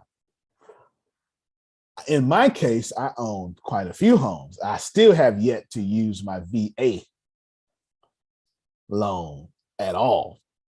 How long do you get to use it? What's the term on that, Antonio? Ain't no term. That's why I got Tyrell. You hear me? What? Ain't no terms. I ain't used mine. Oh, Lord. Here we go. There you go. I got that honorable discharge. You know what I'm saying, Jerome? Shoot, got the honorable discharge. Run me my benefits. You know what I'm saying? Run me my benefits. That home, you can now, of course, if you use your VA loan, you got to stay in there for at least 2 years. I'm not the VA expert. Tyrell, if you want to unmute your mic and talk about the VA loan, if you try to rent that out, it needs to be your residential property for primary residence for 2 years, I believe. Go ahead, Tyrell. Yeah, what it is with the VA loan, using the certificate of eligibility, you have to be in the house for a minimum of 5 years before you can do anything else with that home or trying to rent it out or anything of that nature. But you have to be there for 5 years is the requirement. Okay, there you go. There it is, 5 years. That's one option. Terrell, can you build it? Like, can you build it from scratch as long as you stay in it 5 years? Yeah, you can build it. You know, you can build your house. But the thing about it is you just got to be real careful, because then, you know, you're looking at a loan for the land, then you loan to construct the property. And then now the VA is not going to cover those two different types of loans. I already got the loan for the land and I can get the money for building it. That ain't the problem. See, and so that's where you're going to be. That's where the water is going to be muddy on that part right there. Because it's only for the house that 9 times 10 is being constructed by a builder themselves that already has the land as part of the whole deal. And if it's not as part of the whole deal, then 9 times out of 10, the VA is going to kind of like not want to do that. Yeah, because the government, it's unconstitutional government being land acquisition anyway, so that makes sense. That makes sense. That makes good sense. Thank you. Tyrell is our resident VA authority, and I don't mean that as a metaphor. That's what he does for a living. Yes, that's what he does for a living. If you're trying to get to 100%, contact Tyrell. Tyrell, give me your number, man. You can reach me at TSNF Consultant. We have the website. I'll put it in the chat, and the number is 281-892-1149. Just press extension 1, and you will get me. So I'll put everything on all the information in the chat for those that are interested in getting some services and help, because the laws are changing quickly, especially from the VA and the main government as well. So this is the time to start applying and getting what you're supposed to be getting. There you go. There you go. You just got to move all that stuff. There you go. Thank you so much. So that's VA. We covered that side. Now let's talk about being a real estate investor, which I'm sure this Tiffany Speaks question was coming from. Typically, you're looking at 20% down. However, as the Fed rates are so low, you may not have to do that at this time, but don't trust your government. You understand? They can raise the rates at any time. I would make it easy on my life, just coming up with 20% each time, because either way, you still got to pay it. So let's say you get the house for 3%. Well, you can guarantee your interest rate gonna be higher than it is if you put 20% down. You know what I'm saying? You still got to pay it. However, if you can do 3%, you go to your bank. And what you do is you walk into your bank and you ask them, how much money down do I need for a property? And of course, they're going to ask you, is it for, your first time home buyer or something? You can just say, well, it's a rental property. And they're going to give you a figure. Whatever that figure is, that's what you're going to use. And of course, You're just trying to get a pre-approval letter. Now what you want to do is you need to expect industry standard for every dollar that you give the bank, they will loan you four. Excuse me, they will loan you three. That means it's 25% down. You understand what I'm saying? So you put in one and give you back three, so you get you get $4 for every $1 you get four. It's four total. Therefore, if you put down 25,000, you can get $100,000 loan. Good job. You get what I'm saying? And for that $100,000 loan, you can then, get a property. And there's a bunch of ways you can do this. But that is the answer to that question. But I'm gonna go even deeper now. Of course, you can do for sale by owner. That's how I bought my first 5 real estate properties, for sale by owner. And typically the industry standard interest rate for sale by owner is higher. It typically is 10%, but that's okay. The owner is bearing the risk. Then if you are doing your property right, you're just passing off that 10% interest loan rate to your renter, or maybe you're doing a rent to buy and sell, to that person as well. So either way, always have no debt that other people are not paying for. You understand? If someone gives you debt, your job is to pass it off to the other person. Go ahead, Tyrell. Hey, I have a question. Like last night, I'm like you, I can't really sleep. So I was looking up loopnet.com and some apartment complexes. I saw one and it had the sales condition where it said sell leaseback. So I'm trying to understand the sell leaseback, the advantage and the disadvantage, just to try to understand that if you can kind of explain that. Yeah, so a leaseback is the arrangement in which the company sells an asset, and then you can lease that back from the same purchaser. So that's kind of like saying for sale by owner. Like the same concept there. The same concept. Let's try to get a little. Let me repeat that, because I got to walk a lot of people to the same place. The idea of a leaseback agreement is for you to get into agreement with a company that sells you an asset. And then you can lease back that asset, that same asset, from the purchaser. So with the lease back agreement, also called sales leaseback or anything like that, your lease payments can have an easy duration. Terrible definition, but I need to start people somewhere, okay? I need to start people somewhere. Now, to answer to you, because you have some good knowledge, think about this as an idea of raising capital. So I'm selling something so I can raise capital, and then I can lease back what I just sold back from what I'm raising capital. So think about it as, I had this coffee cup, and I sell you a property, you make money off this coffee cup, but now you just gave up your asset. And now you get it. So if you gave up your asset, you don't have control over it no more. It's not yours. But I'm giving you the option back after you raise the money to get back in agreement with me to get the asset back for something long-term. You get it? Okay. So in other words, it's almost a different way of getting money without using the bank for a certain period of time. 100%. 100%. And sometimes you don't want to use the bank. Sometimes using this is why being a real estate investor is better than being a real estate agent, because you have options of doing many deals. Real estate agent is better than being a real estate investor in the case that they have access to the multiple listing service, MLS. You get what I'm saying? So they have access to that. Go ahead, Jerome. Is this similar to that? I remember back in the day, lease with the option to buy, where I qualify for the loan through leasing, and if I do, then I can buy it. Where when I first start out, I may not be able to qualify, but they're gonna let me lease at a lower rate. I show that I can meet the qualifications, and once I meet everything and then have the down payment, then we can go ahead and do the paperwork to actually buy the asset versus just going right out and say, yeah, I got 25%, or I got 20%. No, I don't. But they'll let me in, and I got to show a history or some means. I got to meet a certain requirement. And if I do, then they'll let me go ahead and purchase it once I show a track record or something like that. I just wondered. No, yeah. So they're distant cousins. They're not the same, but you have a full understanding of on lease option. You have a full understanding on there. We I say they're distant cousins because the idea is that the owner is being in the place of the bank.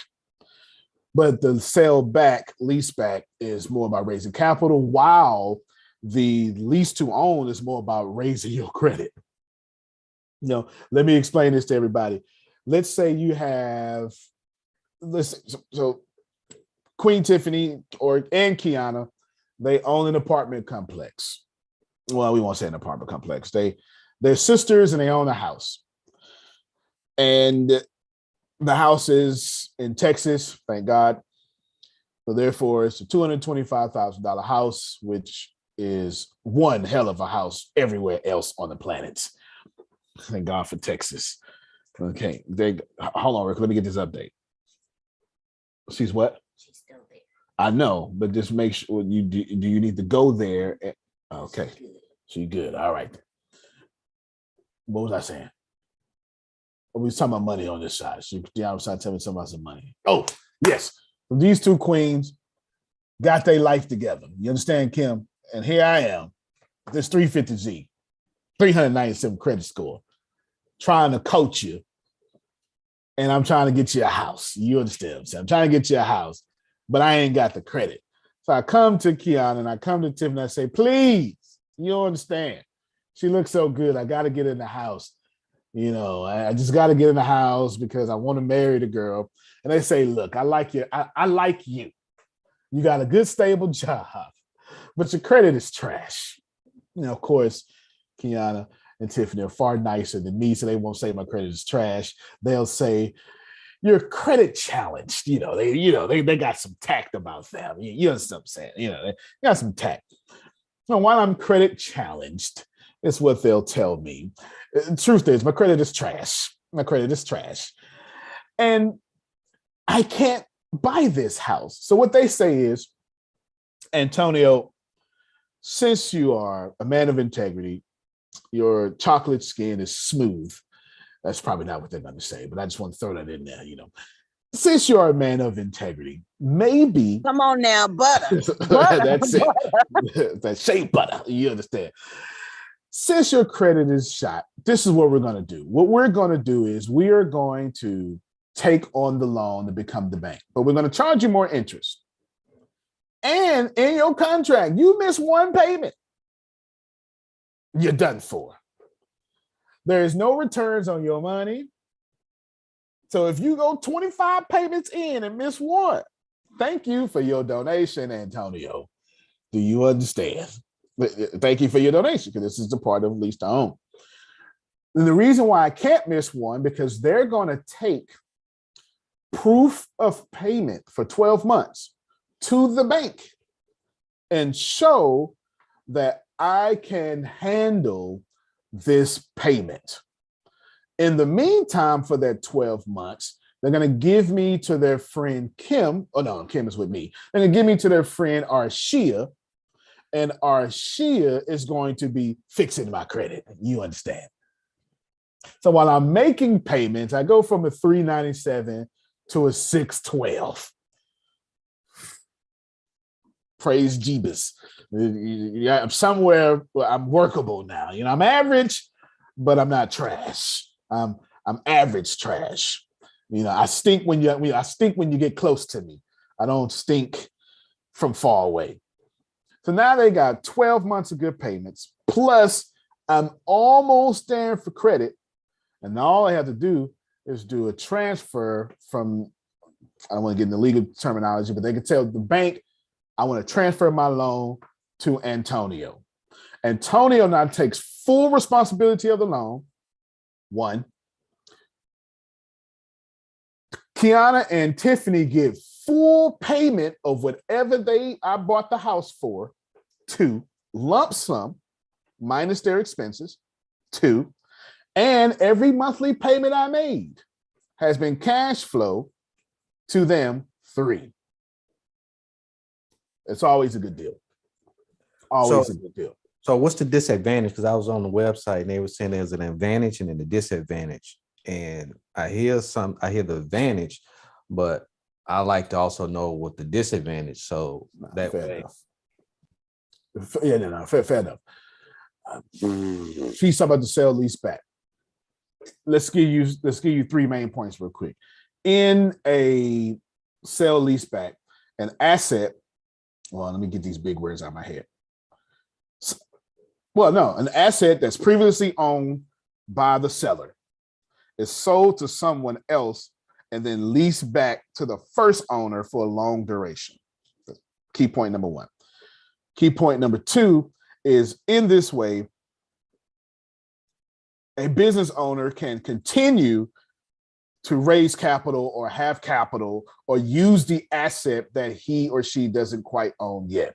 3, the most common use of a user sale leaseback is for builders or companies with high cost assets, high cost fixed assets. Okay, those are the 3 main points here. So the advantage is you have too much cost, and you like Netflix, you're offsetting your cost to do Netflix originals. You have too much cost, so you're offsetting your cost by not necessarily purchasing the property. You're because when you buy it, it's a liability, but you're bringing down your liability on this agreement. That's your advantage. The disadvantage will always be you do not own or control fully this asset. And your payments are not payments of ownership, they're payments towards credit of ownership. So if you're asking, is it good? Money, yeah. Is it bad? Yeah, too. It's both and. It depends on your financial situation. And a lot of times, your financial situation isn't necessarily up to you personally. Sometimes a sell and leaseback option would have been great for many people who own offices during the pandemic, because office expenses and payroll got quite expensive. And Phil pointed out to us a couple of years ago, there truly is a mass exodus of office spaces. It's going to be very interesting to see how this plays out 10 years from now, about how many people like me are downsizing their offices. You understand what I'm saying? It's going to be fun to see that play out. Anytime a real estate agent. So what's the advantage? The same advantage of leaseback is the same advantage of, same disadvantages of sale leaseback is the same disadvantages of being a real estate agent. What does a real estate agent do? They temporarily control the asset. And what do they do with it? They give it away. That's the dumbest thing you could possibly do when it comes to obtaining wealth. It's the dumbest thing you can do. However, what does the real estate agent do when they give it away? They generate some income so they can try again. Same thing with selling leaseback, except for you are generating income, Tyrell, except for you're not generating income like an agent will from getting money. You're generating income by not spending the money you could have spent. I need y'all to get that. If you cut your expenses back this month, let's say it costs you $3,000 to live, cost of living. If you save $1,000 and you get your cost of living down to $2,000, while that may not feel like a pay raise, my friends, that is $1,000 pay raise. There's no doubt about it. And this is the concept. You get what I'm saying, Tyrell? Okay. You make money by saving money, because working capital is a killer if you don't have it under control. Now, if they come back and they want to purchase, and it's in the agreement, when they want to purchase the property back after they establish their credit based on what the information you provided, then couldn't at the back end you still making the money because what you purchase it from them for, you can also raise the price at the back end. Yes, you can, but not in that contract though. Like whatever you sign for your sale lease back, you're in the contract with them. Like you would have agreed, you would have agreed up front for what your purchase price would have been in the beginning. Like you're going in knowing you're purchasing it for this price, or they have a clause in there, or for fair market value. You understand what I'm saying? Like they would absolutely do that because I don't want to lose the 21% of money I could have had because it took you longer. So there's no doubt about it that they're going to have that in their clause, but you don't have the option to raise it. That option is on their end because they're taking all the risk. You're not taking any risk, so you don't get to raise profits. Do you understand what I'm saying? Okay. Now, once you conclude your transaction with Phil, then you can say, well, I bought it for $400,000. I want to sell it for $600,000. That's your prerogative, but that would be in a newer contract, not a new contract, but it won't be in your original contract with Phil. Oh, okay. Yes, sir. Yeah, because you're not taking any risk. Well, you're not taking much risk. As the only risk you're taking. No, you're not taking any risk as far as my opinion goes. I'm taking Phil's taking all the risk. So you're making payments. Yeah. So whatever they paying me for the lease back, they just basically going paying the loan and what have you, and then they taking all the profit and all that other stuff. Are you the buyer or the seller in this case? Say if I was the buyer. Yes, yeah, then you're right. And then you're good then. Yep, absolutely. Absolutely. Absolutely. Good. Okay. So you're clearly looking into going into multi-unit or commercial properties then. Yeah, I've been looking for a minute and trying to understand the jargon even more so that way when just like anything, when you walk in something, you already know what you're walking into. So then I need to, Deanna, how are you serious about multifamily or commercial? Yes. Deanna, text Tyrell, and I need you, Tyrell, me, and Brad to jump on a Zoom call. And neither Brad or me gonna be available today, but just tell them I have someone close to me that wants to do multi-property and multifamily. I mean, and now I could teach you, but I could teach you the 2.5 million. Brad could teach you the 250 million. Do you understand what I'm saying? Gotcha. I do have another question. Mm-hmm. Now, when you say in real estate and you renting things out, I understand this part, but do you go by the 1% rule or the 10% rule? Depending on what you're talking about on how you determine your rent when you're renting things out, say your real do you mean upon renewal of lease? Like yes. You got okay, gotcha. Okay, I got you. That question had areas that I needed you to narrow it down. So I'm going to let's go with the acquisition first of the property. I'm gonna answer that one first, and then I'll answer about the lease. Because Phil would always bother me when I know Phil's gonna get this for sure. It always bothered me about when I was in the Christian circles, we were trying to grow the church or something like that. You get these books on evangelism, and everybody teaches you how to have the conversation, but nobody teaches you how to walk up to a person and qualify or start that conversation. All the books start off as you're already there, and here's the conversation. You understand what I'm saying? But that's not the hard part about inviting people to church. I'm nervous. I'm looking at Kim. I don't know what to do. You know what I'm saying? Something like that. And many people don't write books about how to even start this conversation.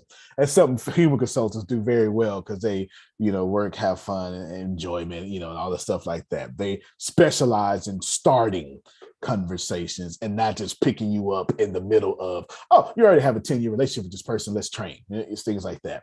Your question, Tyrell, was in the middle of the conversation. We're assuming you already have the property.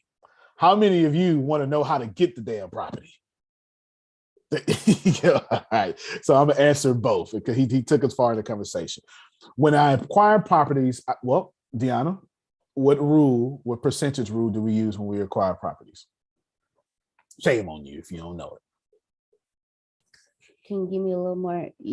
When you do the calculator, crush the numbers. What percentage? That we keep or give? No, what percentage are we making? Oh, that's my fault. Mute your mic. That's my fault. When we make an offer, there you go. What percentage are we using?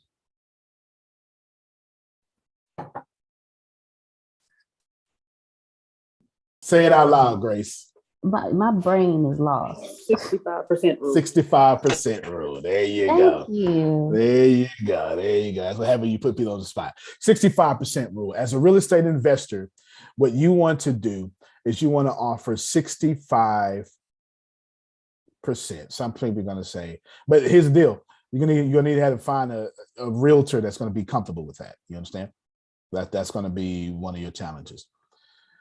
Because you're looking for distressed properties only. You're not buying new properties. You're buying distressed properties, whether it be a distressed owner or a distressed building. You know, it's got mold. Mold is gold. I didn't make that up, but that's a saying in the industry, right? Mold is gold. Antonio, you also need to look at the comps.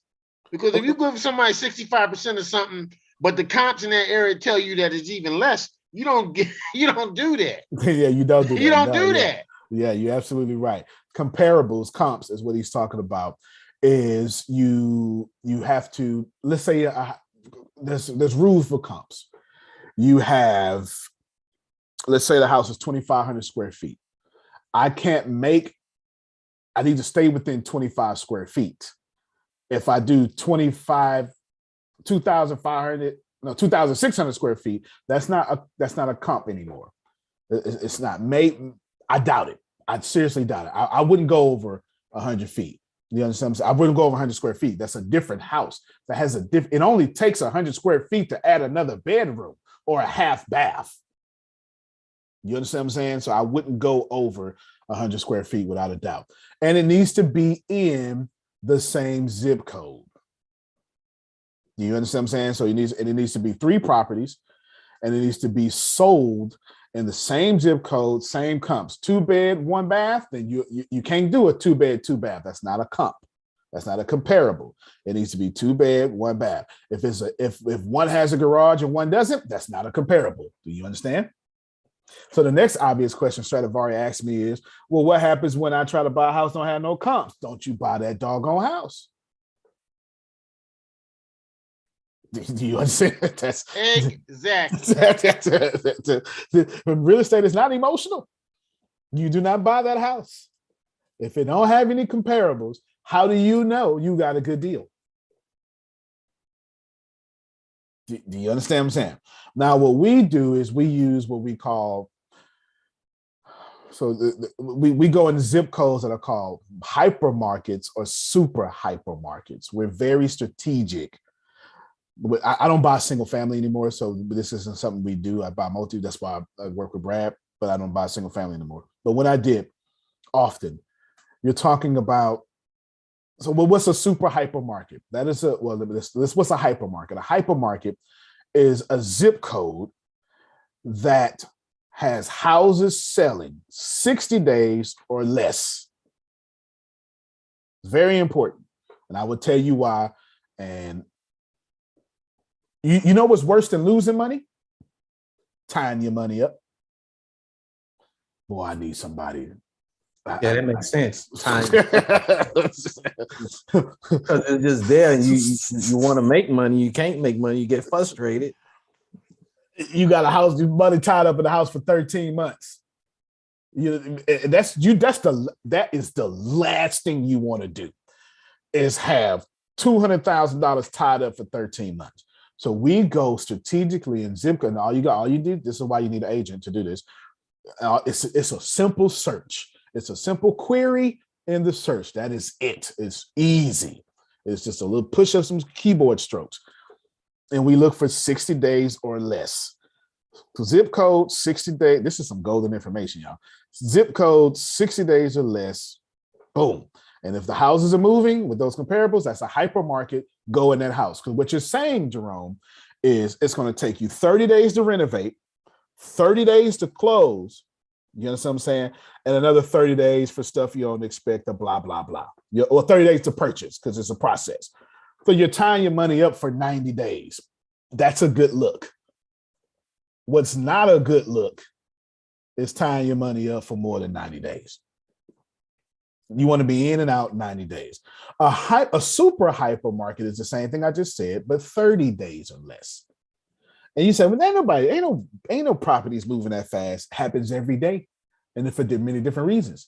Could be like, so in Houston, there's an area called Nassau Bay. If you're in Houston, that's where NASA is. It's one of the fastest growing areas. Friendswood, fastest growing area, because Houston just keeps growing up. There's another area growing up real fast now, Texas City, Texas. Got a whole Buc-ee's and a huge one.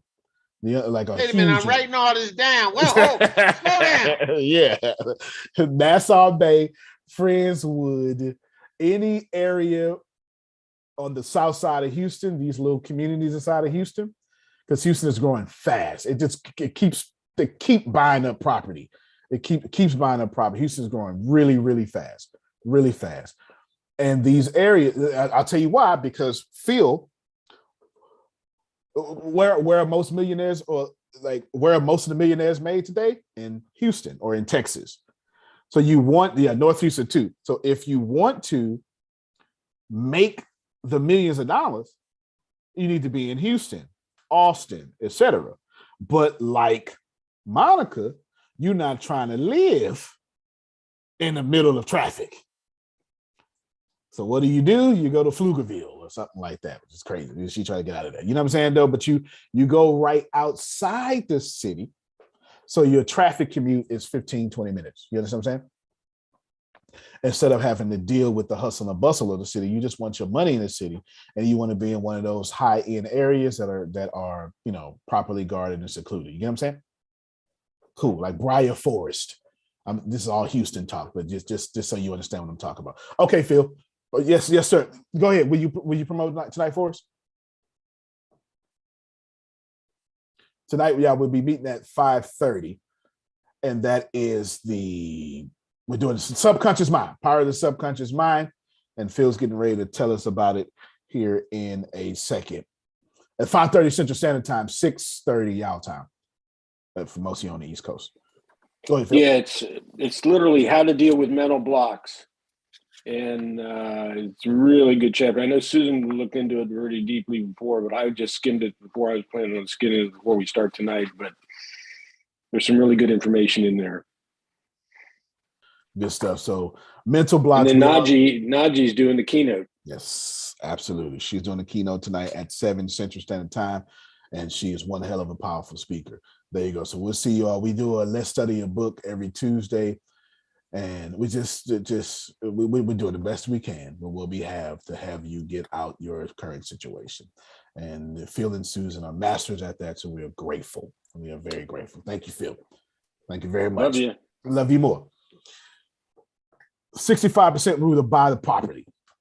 30 days to 60 days, markets, zip codes.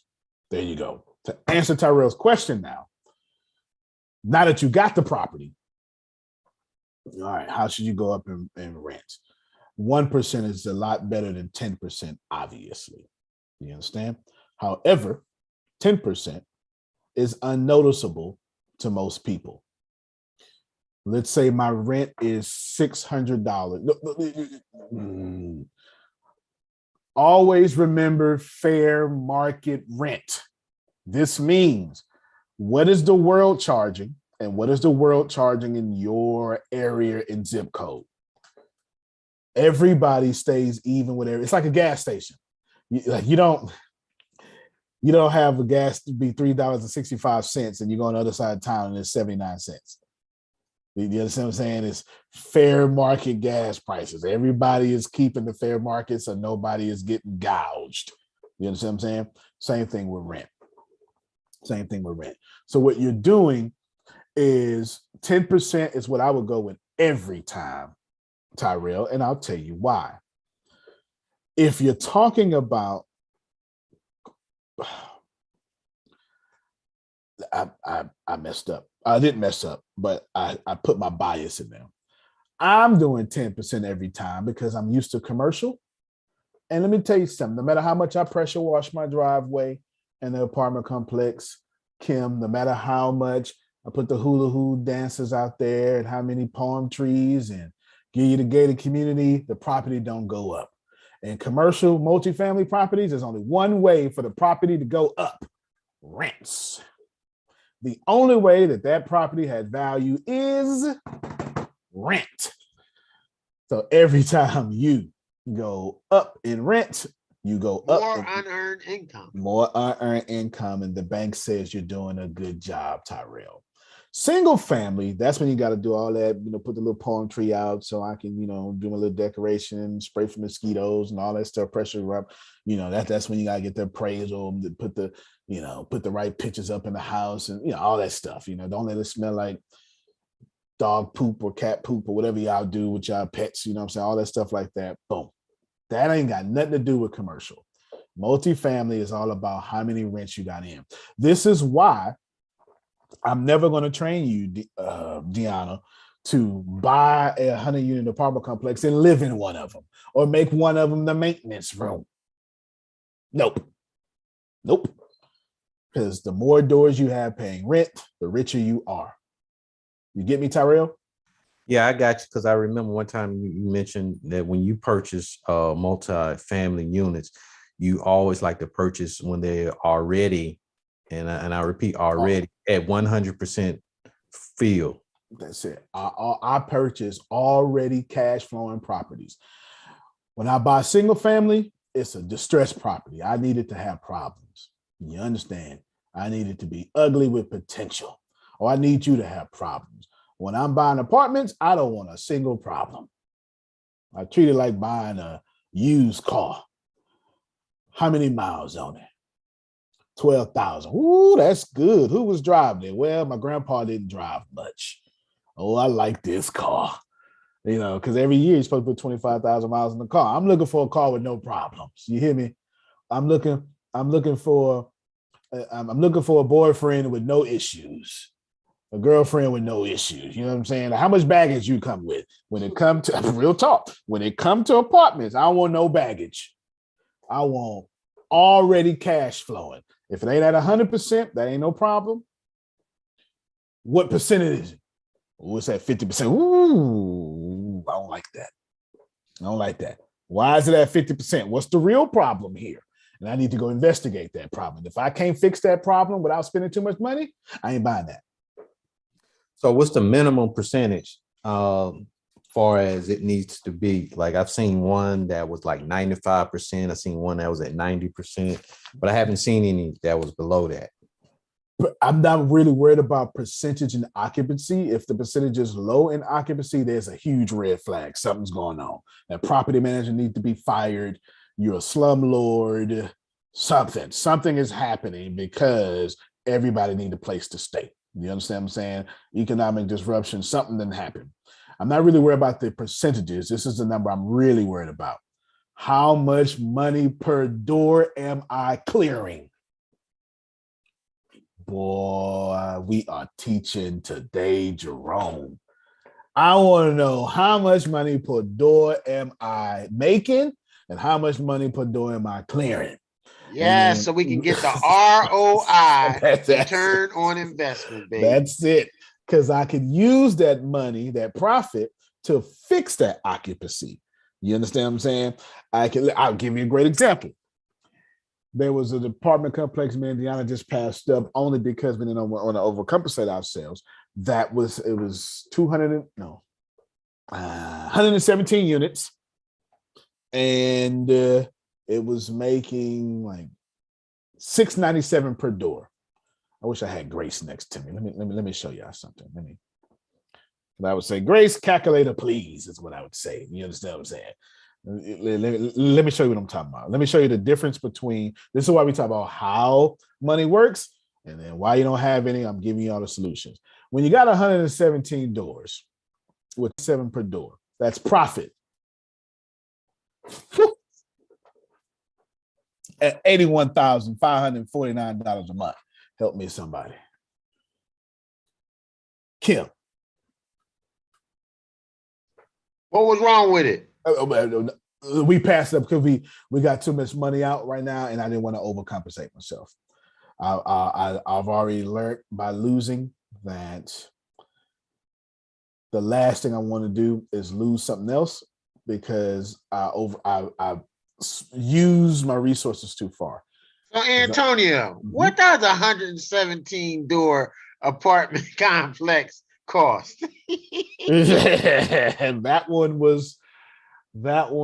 I still got the paperwork on my computer. That one was 14.5 million, I think.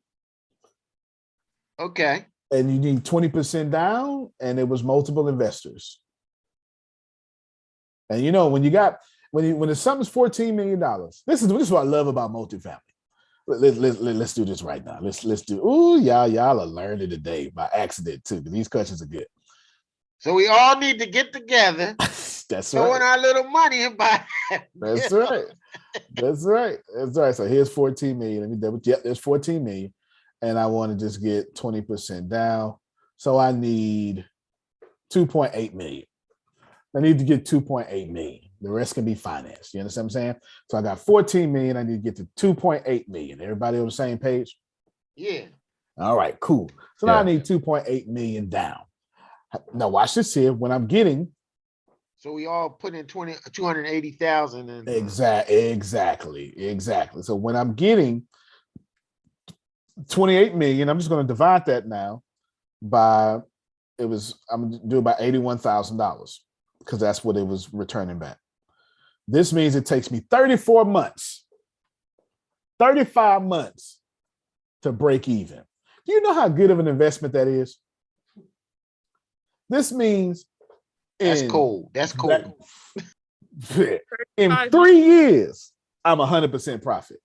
Oh, Jesus. I like that. You understand? Yeah, hear me? In 3 years, Jerome, this is the game. This is the game we need to be playing, y'all. This is the game we need to be playing. Go ahead, Tyrell. Oh, I think this is the time game for group economics. Group economics. That's what I'm talking about. Average a little of your money.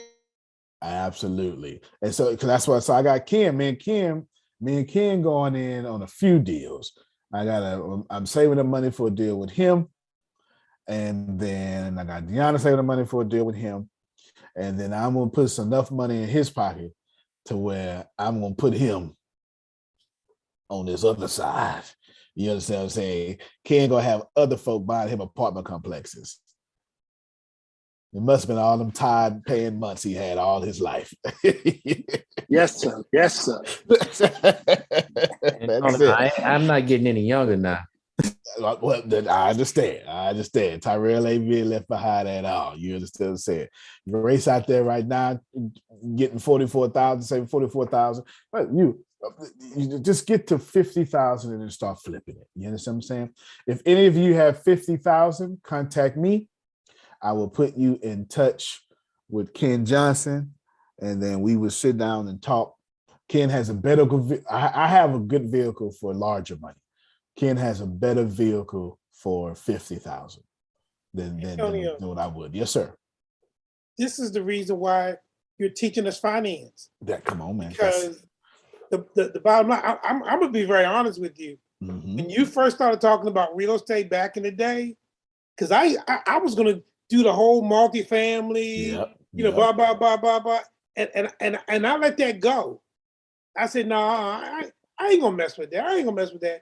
Then I mess around here and get in these classes with you, and you teach us.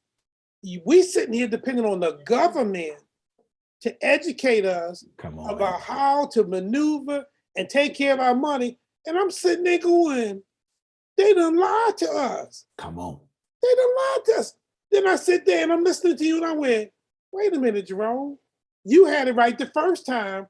Because when I was 17 years in the Army, I was going to get into real estate, and not to get into real estate to sell homes, but to have access to all those listings so that I can find those multifamily apartment buildings, distressed buildings, so that I can get that Oh, I had this thing all planned. I said, oh, the hell with all that. Right. But then I found out they lied to me. Yep. And I'm sitting there going, you had it right to begin with, Jerome. I'm pissed. I'm telling you right now, Tony, I'm pissed. But you should be. It ain't over, Jerome. We about to form a conglomerate, brother. Come on. But he's absolutely right. Is that this is the way to go, because that partnership. I'm telling you right now. When I get up on my feet, oh, absolutely, Antonio. That's right. Antonio, I got X amount of thousands of dollars here. Mm-hmm. What can we partner with? Because all other cultures do it. The only culture that don't do it is black people. They like crabs in a barrel. And Antonio, this ain't for you. This is for the people listening. Talk to. When I get my little spare change, when I get my unearned income, I'm coming to you. Because the one thing that you have taught and the one thing that you have done is not just getting the money, you got to keep the money. So I'm going to put my money with somebody that know how to keep their money. Hey, Antonio, before I lose my money, you're going to lose your money. You understand? You understand? So guess what? I'm putting my money with you. I'm putting my money on the winner. Hello? Because listen to me. I'm 65 years old and I kept losing money and losing. I ain't losing no more damn money. Antonio. That's it. I hear you, brother. I hear you. That's I hear you. I hear you well. You understand what I'm saying? Listen, y'all, 100% real talk. The idea here is unearned income. It is legal, but it's not just legal. It is your God-given purpose. When you plant seeds into the ground, after you've done that work, do you have to go out there and motivate the seeds every day? Negative. You don't need to massage the soil. Them seeds come out the ground unearned. The only earning you have to do is be smart enough to get the seeds and have discipline enough to let them seeds go in fertile soil. Everything else is unearned income. Yeah, you just pick that earned income when it grows. That's just life. You understand? That's just life. God set this up for you to have unearned income. And farmers ain't never complained about technology putting them out of business. Farmers use technology to plant more seeds faster.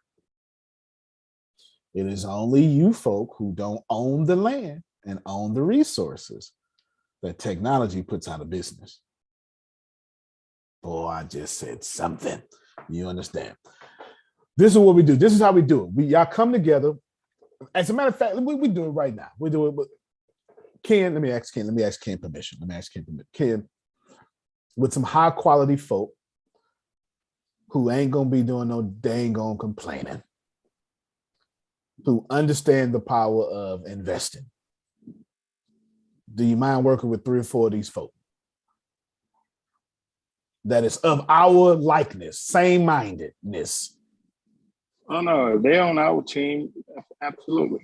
All right, then. Just want to make sure. Okay. Well, because you got to be careful, because see, when you start, Ken understands this. When you start saying, hey, let's do this, everybody can't handle that. They start saying, well, Ken, what you like when you invest, it ain't your time to start calling Ken every 10 minutes. Antonio, I gotta interrupt you again. Come on. Because you're putting your weight on it right now. Come on. And what you're saying with you and Ken is extremely important. I got a phone. She's not on the call today. I got a phone call from Grace 2 weeks ago. She was calling me about hooking somebody up to put some money in their future. Look at and that. I said, Grace, I would love to, but now is not the time. Oh yeah, that makes 2 sense. reasons. I say, number one, they not ready. Amen. Number 2, I'm not ready. And I say the one thing I learned from ATS is that if you want to bless folks, get your SHIT together. Yep. So you can be in a position to bless them. That's right. But I told her, in order for her to be blessed by what you're trying to do, I got to put her on my plate. Guess what, Grace? I got too much on my plate right now. and I'm on the verge of my breakthrough. I need to get my breakthrough first so I can put her on the plate and give her a little extra. But if I do it right now, she gonna pull me and her down. And then what am I gonna have? The scriptures say, if the blind lead the blind, they both gonna fall into the ditch. I read that in the book, okay? So I said, we can't do that. But what you talking about right now, brother, is so critical because some of us don't know how to take that unearned income, let it go out there and work for us without us keep going and counting it, and keep wanting to take from it to do something with it when it's already working for us. And then what we doing is we messing up everything.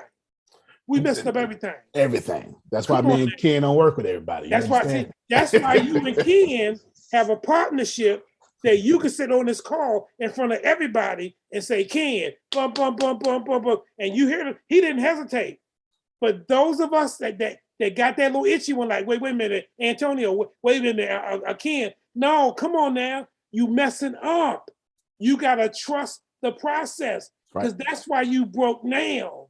Step out on faith. If you step out on faith and trust it, and all I'm gonna say to them is this: look at Antonio's harvest and look at Ken's harvest.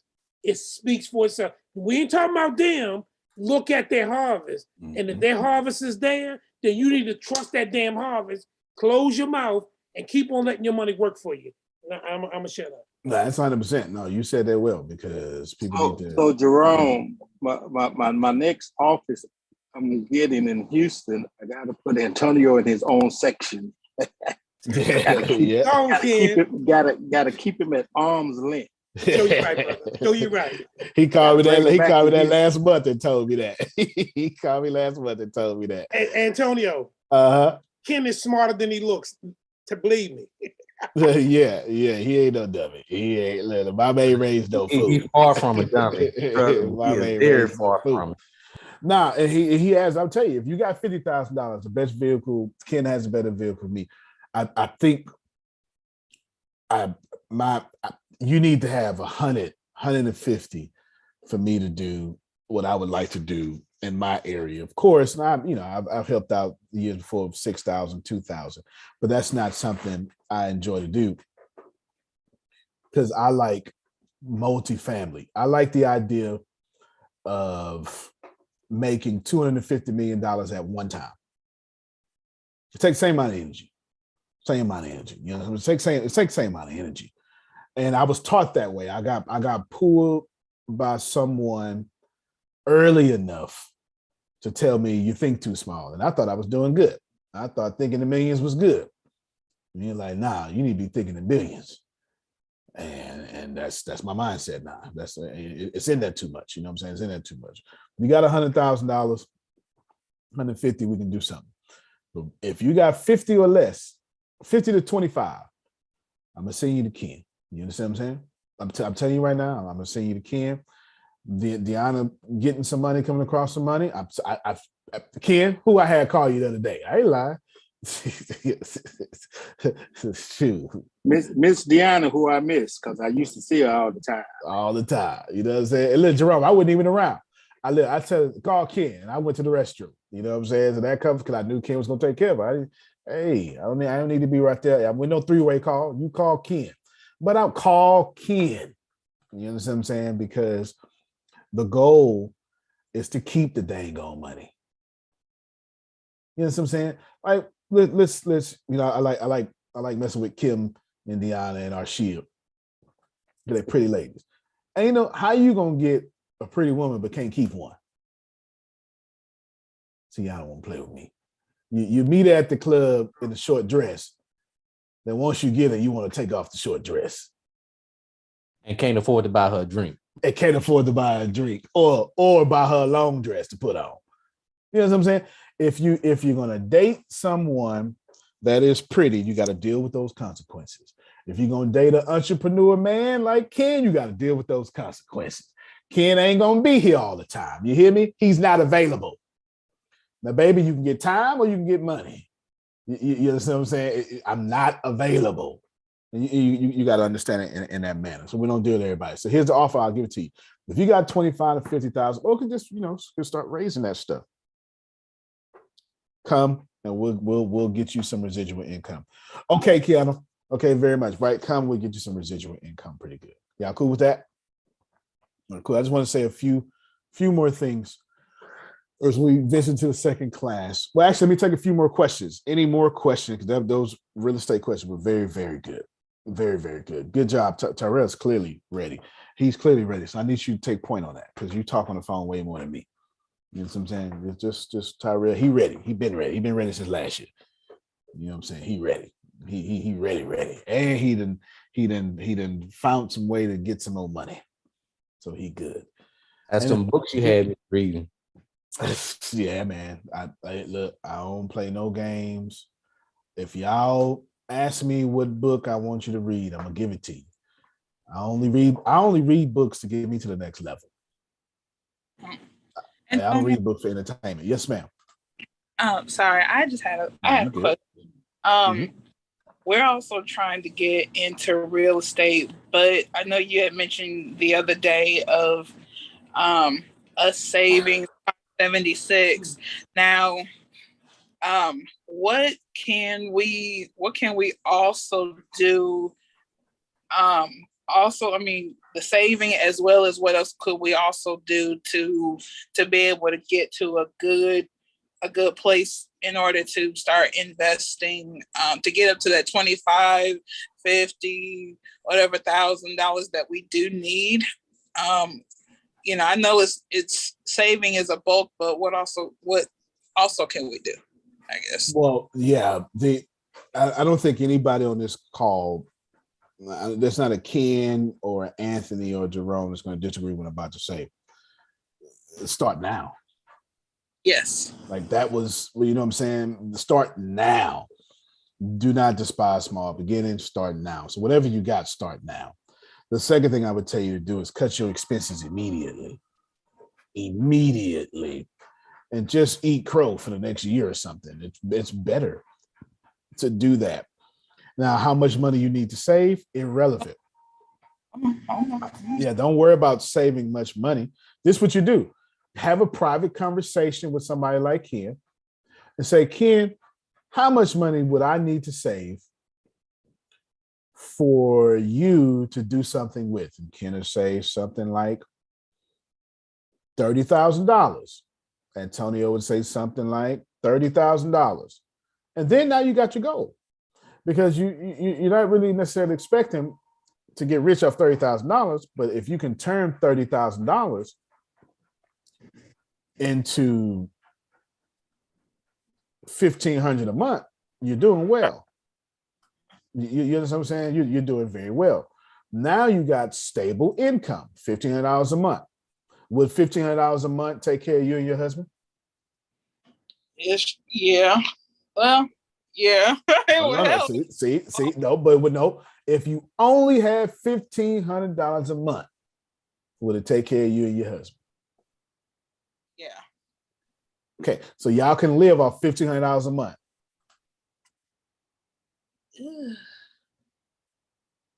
Yes. Yes. The answer should be screaming yes. Let me tell you why. Because at $1,500 a month, you're not clocking in nowhere. You're not working nowhere. You understand what I'm saying? You ain't doing nothing. So you get that $1,500 a month to save your cost of living, to have predictable income. Now you ain't got to worry about the government because you got your own money, and then you start over. Yeah. $1,500 secures your house. You understand what I'm saying? It secures your cost of living, and then you do it again, Jerome. You're gonna get another $30,000. It's gonna take you another year and a half, 2. But guess what? You eat that crow for 2-4 years. You know what I'm saying? Now you got another, and you say, Kid, I got this. Antonio, I got this. Now you got $3,000. Now you got $1,500 for cost of living, and every month you go buy for sale by own a house for $1,500, something like that. Okay. See what I just did? And Antonio, and don't forget about the equity in the house that you're buying that can be used as collateral or as a down payment on something bigger. So That's you still got access to it. You That's just right. don't have it in your hand, but it's still yours. Come on now. And you can prove to the bank you got 3,000 coming in automatically. As long as you control it, you can roll it. I like that. I like that. That's it. That's it. Hold on real quick. You say I'm muted, Renee. Come on, Tyrell, because he's got something to say right here. He can send me a message. Yeah, I was saying that I was looking into the real estate, how to start off small, and I found some with the Better Business Bureau and companies that are actually legitimate.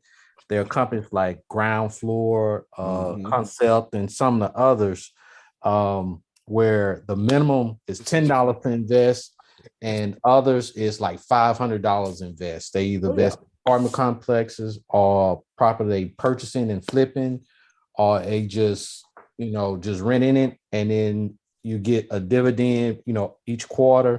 But that's another way I found out, since Antonio always saying think outside the box. You got to think outside the box, and show you right about that, because let me tell you, and listen, y'all don't let me confuse you. I'm Mr. Own this, own that, own that. But I didn't necessarily mean 100% ownership. There's nothing wrong with being a minority owner in a 200-unit apartment complex. There ain't nothing wrong with that. Yes. Yes. There's nothing wrong. Ownership doesn't mean you got to call the shots. Just rich folk, take my money with you. You understand? Take my money with you. I don't care what you're doing. My money gonna follow. This is why I invest. Just run my money every month. That's every month. And if you're investing, if you're using your money to make money, you really have curbed racism. Uh-oh. If your money makes money, any oppressive area of this society, that ain't got nothing to do with your money making money. But let me tell you something about money making money. Wherever they money go, your money go too. So if you're saying it's 100%, 100%. So if you're saying, man, they won't give me a chance, they're gonna give your money a chance though. May not hire you, they'll take that 3,000. Man, that's a good place to end right there. I ain't mad at them as long as they run my back money back every month. Man, I need my money every month. You hear me? I need my money every month. My money every month need to come back. That's the beautiful thing about money making money. It has no respect of person, no respect of culture. It doesn't. It does not. Give Ken 50,000. Ken, I have 500 cars out in Houston, Texas. Give your uncle 50,000. Y'all gonna have 50,000 arguments for why he ain't gave you your money back, why he lost your money, right? You put the right things in the right people's hand, you ain't got these kind of problems. You don't put the right things in people's hand, well, you got a problem. And let me tell you something. Again, I could tell you, Sister Booker, Jerome, through experience, Kim, Anthony, myself, Susan, Deanna, I can tell you, Tyrell, we all, and Monica, especially Monica, should name her first. We all gonna agree with this statement. We don't trust people, we trust vehicles. Yes. Excuse the language, damn Skippy. Look, your idea is garbage until it's in a vehicle producing money. I'm not invested in your idea, but my idea has made $20,000 in 2 days. Well, tell me about your idea again, because now it's a vehicle. So I'll you know what? I don't have to end you with this. Grant Cardone has a good video about this. I'll end you with Grant Cardone. Grant Cardone, right vehicle. Okay, okay. I was wondering if she was still there. Let me answer both of Talisha's questions real quick. She asked, can you make unearned income from, well, what she said, trade and travel? Yes. Anything you start off with, you can do. The goal, though, my friends, the goal is for you to make sure whatever you're doing, you understand, goes back into real estate or some sort of hard asset, some sort of hard asset or something, hard income producing asset. That's important. That is very important. Okay. So I can't stress to you how important that is. What's the second question, John? Set on the mic for me. All right, she's got it. Well, pull it up think on the mic. All right, pulling it up now. To make sure whatever you do, understand? Okay, Goes nope. back into real estate. That's not it. Mute your YouTube. Oh, sorry. There we go. Okay. Come on. There we go. Hello. I'm good. I'm getting there, y'all. I'm getting there. All right.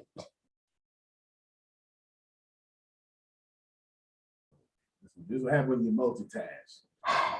Girl, let me go to the video. Oh, okay. Okay, here it is. I was at the right one the whole time. Is okay. The screen is just only okay. Her question was, good morning. Can I use trade and travel as unearned income to make unearned income? No, she already said no more questions. I got it. Okay. So stop multitasking. There you go. You stop it. You pay attention now. There you go. She's helping out. No, she's doing the right stuff. Mute your mic. She's doing the right stuff, but stay present. She's helping out Grace and other employees. Let's listen to Grant Cardone real quick. And this is the perfect place to end this video. Don't multitask. It's a perfect place to end this video. All right. We're going to listen to Grant Cardone. And this is not Grant Cardone. This is me. And I think this one is, there you go. Nope, not that one. That one right here. I want this one. There you go. Let's listen to this. It's powerful. It's like 3 minutes. $0.4 million a year. If I could figure out how to get another $200, that's called value add, VA, value add. If I could figure out how to raise the rent to $200, 531 units. See, that's why the number of units is so important. 531, $106,000 times what? Is what? 1 point. See, that creates another $1,274,000 of income a year. I'm already making $2.4 million a year. Bam! That traffic jam. Okay? I got more cash flow. I don't have to go work. I don't have to beat stuff up. I don't have to go Uber. You guys are, I'm gonna go Uber. To what? What you go Uber to? You end up with $7. Same energy, folks, same energy. Spend the energy going someplace, getting a vehicle that can actually get you to freedom. I don't want money. This money, I've had this money here the whole time, okay? It ain't gonna do anything. How many got money in the bank right now? It's useless. Money is useless until it is put to use. People earn money and then they spend it. And you're just doing this thing. Comes in, it goes out. You have to have multiple exits on the way out. How do I get out of this deal? I know people that have bought real estate that they're like, it cash flows, but they're like, I can never get rid of this piece of property. It's always gonna be a problem for me. Hang me around my neck. But it pays me a little bit of money, okay? Now, if it's only one unit, folks, and it makes you $500 a month, it's still only $500 a month. Everybody agree? That's why you don't want to go small. You got to figure out how to do it big. If you do it big, if you do it right, if you have the right location, the barriers to entry, if you have the cash flow that you need, if you get good debt on it, I promise you, you will not lose money in this space. Warren Buffett said, don't lose money. Number two, what? Number three. Exactly. So when I read that, I'm like, don't lose money, don't lose money, don't lose money. What do I invest in? Invest in something that doesn't lose money. Don't speculate. Don't buy stocks. Like, I don't want to trade a piece of paper for a piece of paper. It's a piece of paper. When you go buy $20 worth of Google stock, what do you get? You get a piece of paper back. It's all made up. The kids steal it anyway. Okay? I want something I can see. Would you agree? Okay? I would rather have that money. I'd rather take this money and say, okay, here's $100. here's $100. I'm gonna take the $100 and I'm gonna buy a flip chart. This flip chart is more valuable than that $100. If I use it, everybody agree? Okay, so I want you to write this down. Quit saving money.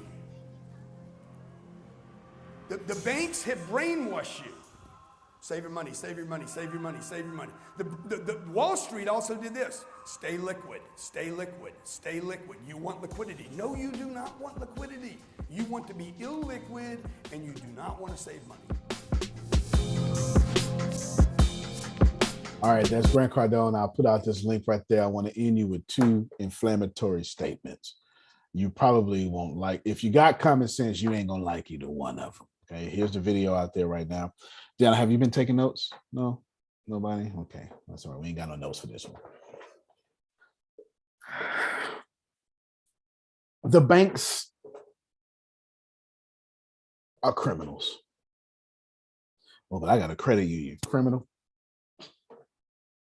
You understand, though, it's a black-owned credit union. Criminal. I got a black-owned criminal. Don't matter. Banks are criminals. Let me help you. They're the 2 biggest lies you're told. The banks, the media tell you save money. You ain't never seen a bank save money. I'll wait. The very people who don't save a single dime, they're punished for saving money. And right now, the federal interest rate is so low. It's 0.5%, but inflation is at 8%. Now, you're not hearing me. You're not hearing me. Banks are losing 8 cents for every dollar that they hold. They tell you to save money and incentivize you to save money. You ain't never seen a bank save money. Lie number 1. Lie number 2. Banks tell you, own your house. I don't own my house. I own houses. I don't own my house. Arshia, you look me dead in my face. You're looking cute today. You look me dead in my face. Look at me. Banks tell you to own. Not a single bank in the world owns the land under them. They rent. Look at the other face. That just blew your mind. Jerome, you've been lied to your whole life. They tell you to own, they rent. They tell you to save, they loan. If that ain't the real Antonio T. Smith Jr., you can't plant better. You can dominate. Thank you all so much. We appreciate you. And what's today? We'll see you all at 5:30. This will be up on podcast post haste. Hopefully you learned something. And if you didn't learn nothing, don't worry about it. Give your money to Anthony and Kim. They'll learn it for you. All right, everybody. Y'all have a good one. Thank you for your prayers. We're still waiting for the doctors to say where they're going to move her to. But thank you very much. Okay, got you. All right, then.